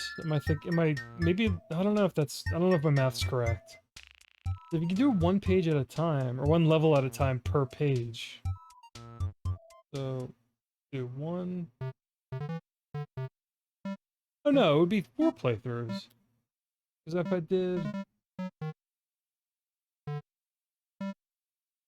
If I did the first level for each page, yeah, it'd be 4, never mind. You have to replay the game 4 times. What am I thinking? I thought you had to replay the game, like, 12 times or something.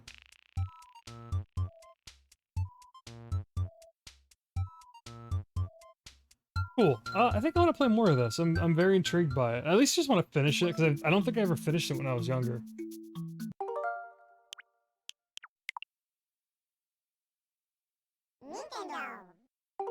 And it's one of those games that, like, obviously, Yoshi's Island, Super Mario World 2 was, like, such a classic, and like, it's a great... I replayed that game sort of recent, maybe within the past 5-ish years, and I think a casual replay of Yoshi's Island is, like, super fun, but 100%ing Yoshi's Island was a nightmare, and actually, surprisingly, it looks like 100%ing this game's a nightmare. So, I think the more recent Yoshi games from Good Feel have gotten better about, like, they're not quite what people are looking for. I really like Yoshi's Crafted World and Yoshi's, or was it Yoshi's Crafted Story and Yoshi's Woolly World? I really like those 2 games a lot. I think Good Feel's like a really good match for the more kind of experimental Yoshi games. Same with Kirby. Like, Kirby's Epic Yarn's really good. But this game, I would have to say, following Yoshi's Island, that's a hard shoe to fill.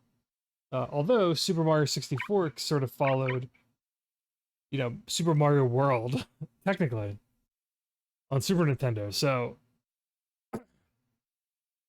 they definitely were more experimental in trying ideas out. And I really like the storybook approach. That's really cute and clever. And it kind of just it gives you incentive to replay the game. Yeah, the yarn ones. Or Are they both? Yeah, they're both yarn.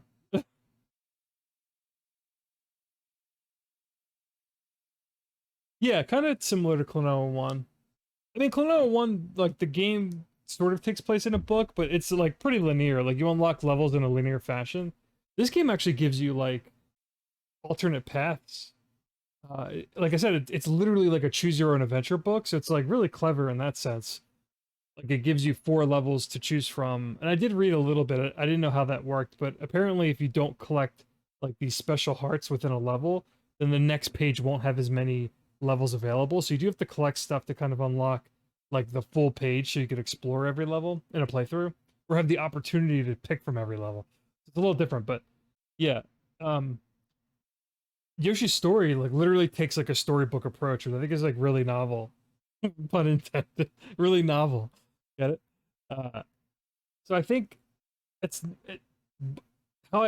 just from, like, playing one level on the tutorial or the training, like, I definitely have a new... It's why I wanted to revisit this, because, like, yeah, I kind of hated this game when I had it as a kid. Probably for the reasons I just explained. I'm like, how is this not Yoshi's Island? So I don't think I would have appreciated it until where I'm at today. Like, I like looking back on some of these games with, like, a different perspective, or at least being a little bit more open into, like, why it is the way it is, or, like, even if it's not as fun or as, like, quote unquote good, it's interesting.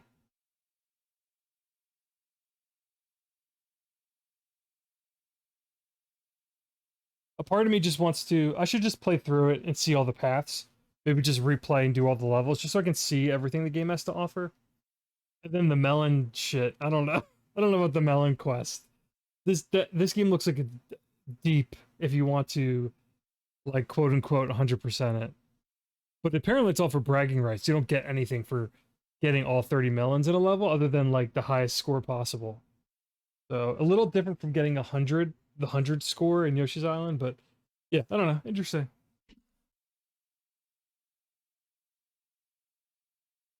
All right, it's 10. Yeah, you feel like doing that with your PS2 games? Yeah, I think it's fun to, if there's games you grew up with or from, like, your kind of more formative years, coming, at least for me, coming back to them when you're older, and not being so harsh on, like, oh, I don't like this, I hate the way this plays, or I hate the way this is. Like, kind of approaching them with, like, the why is it like this, or, like, I kind of came into Yoshi's Story thinking, like, oh, this is probably gonna suck, because everyone says it sucks, but I think there's some cool ideas there.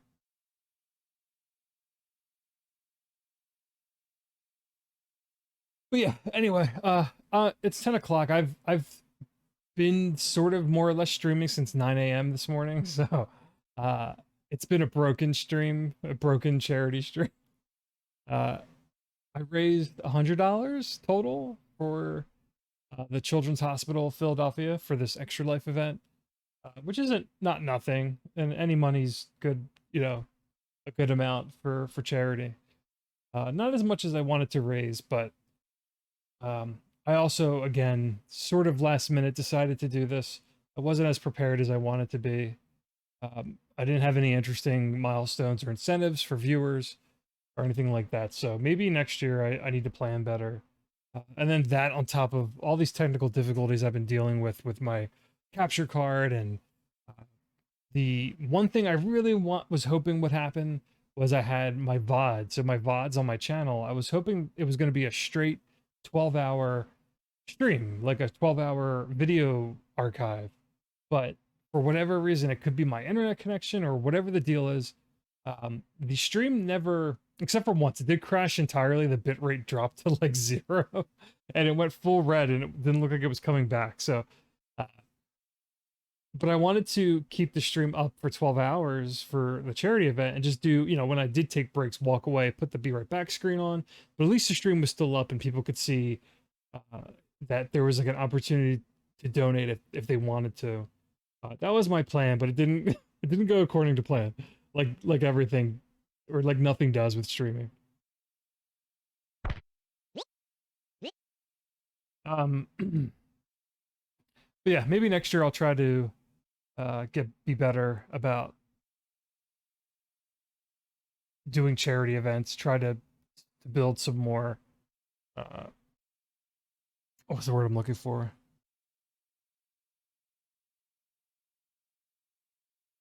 Have a better lead up. Just be better prepared. That's what it is at the end of the day. But I'm tired. So I had originally planned, again, the Extra Life is supposed to be a 24-hour marathon stream for those who participate on November 5th, or the day, the game day, or Extra Life day, and that's what today was.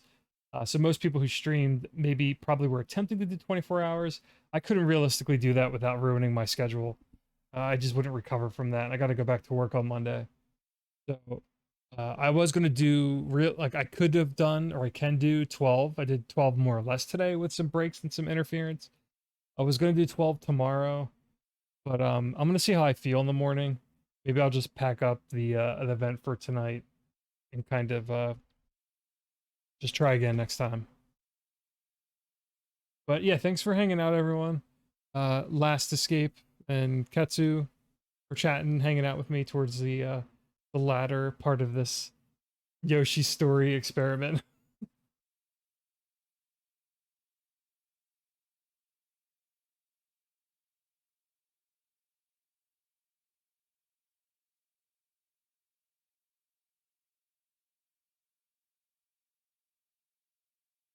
Yeah, thanks for hanging out.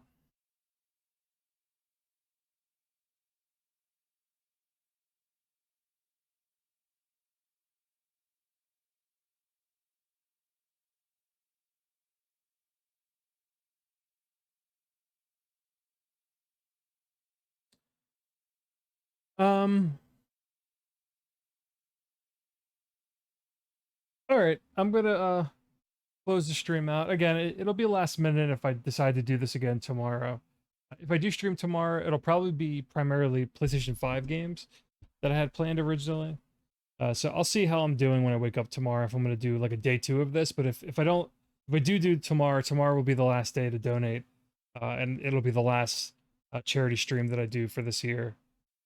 And these 2 streams may or may not have been my last streams for the year. I'm going to be doing some holiday traveling with my partner, so I will not have my streaming equipment or my PC to do it.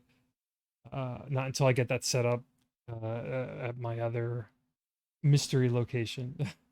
But if I don't stream tomorrow, I may do one last bonus stream next weekend. Next weekend's the last weekend I can technically stream for the year before I go away for a little bit. And I might do Sonic Frontiers. And I don't know. I don't think I want to stream God of War Ragnarok because everyone's going to be playing it and streaming it. I don't think I have a whole lot to say about it. I'm looking forward to playing it, but it's not something I probably have to stream. But I might stream Sonic Frontiers because I'm a weird Sonic fan and I like 3D Sonic games begrudgingly, all the good and the bad ones.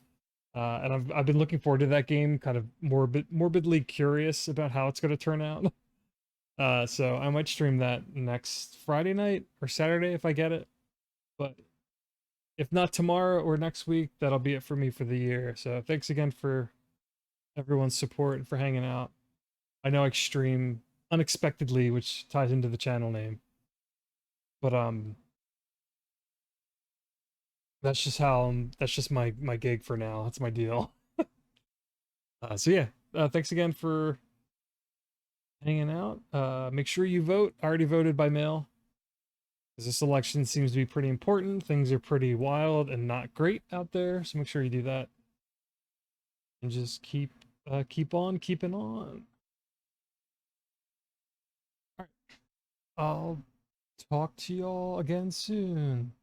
All right, bye.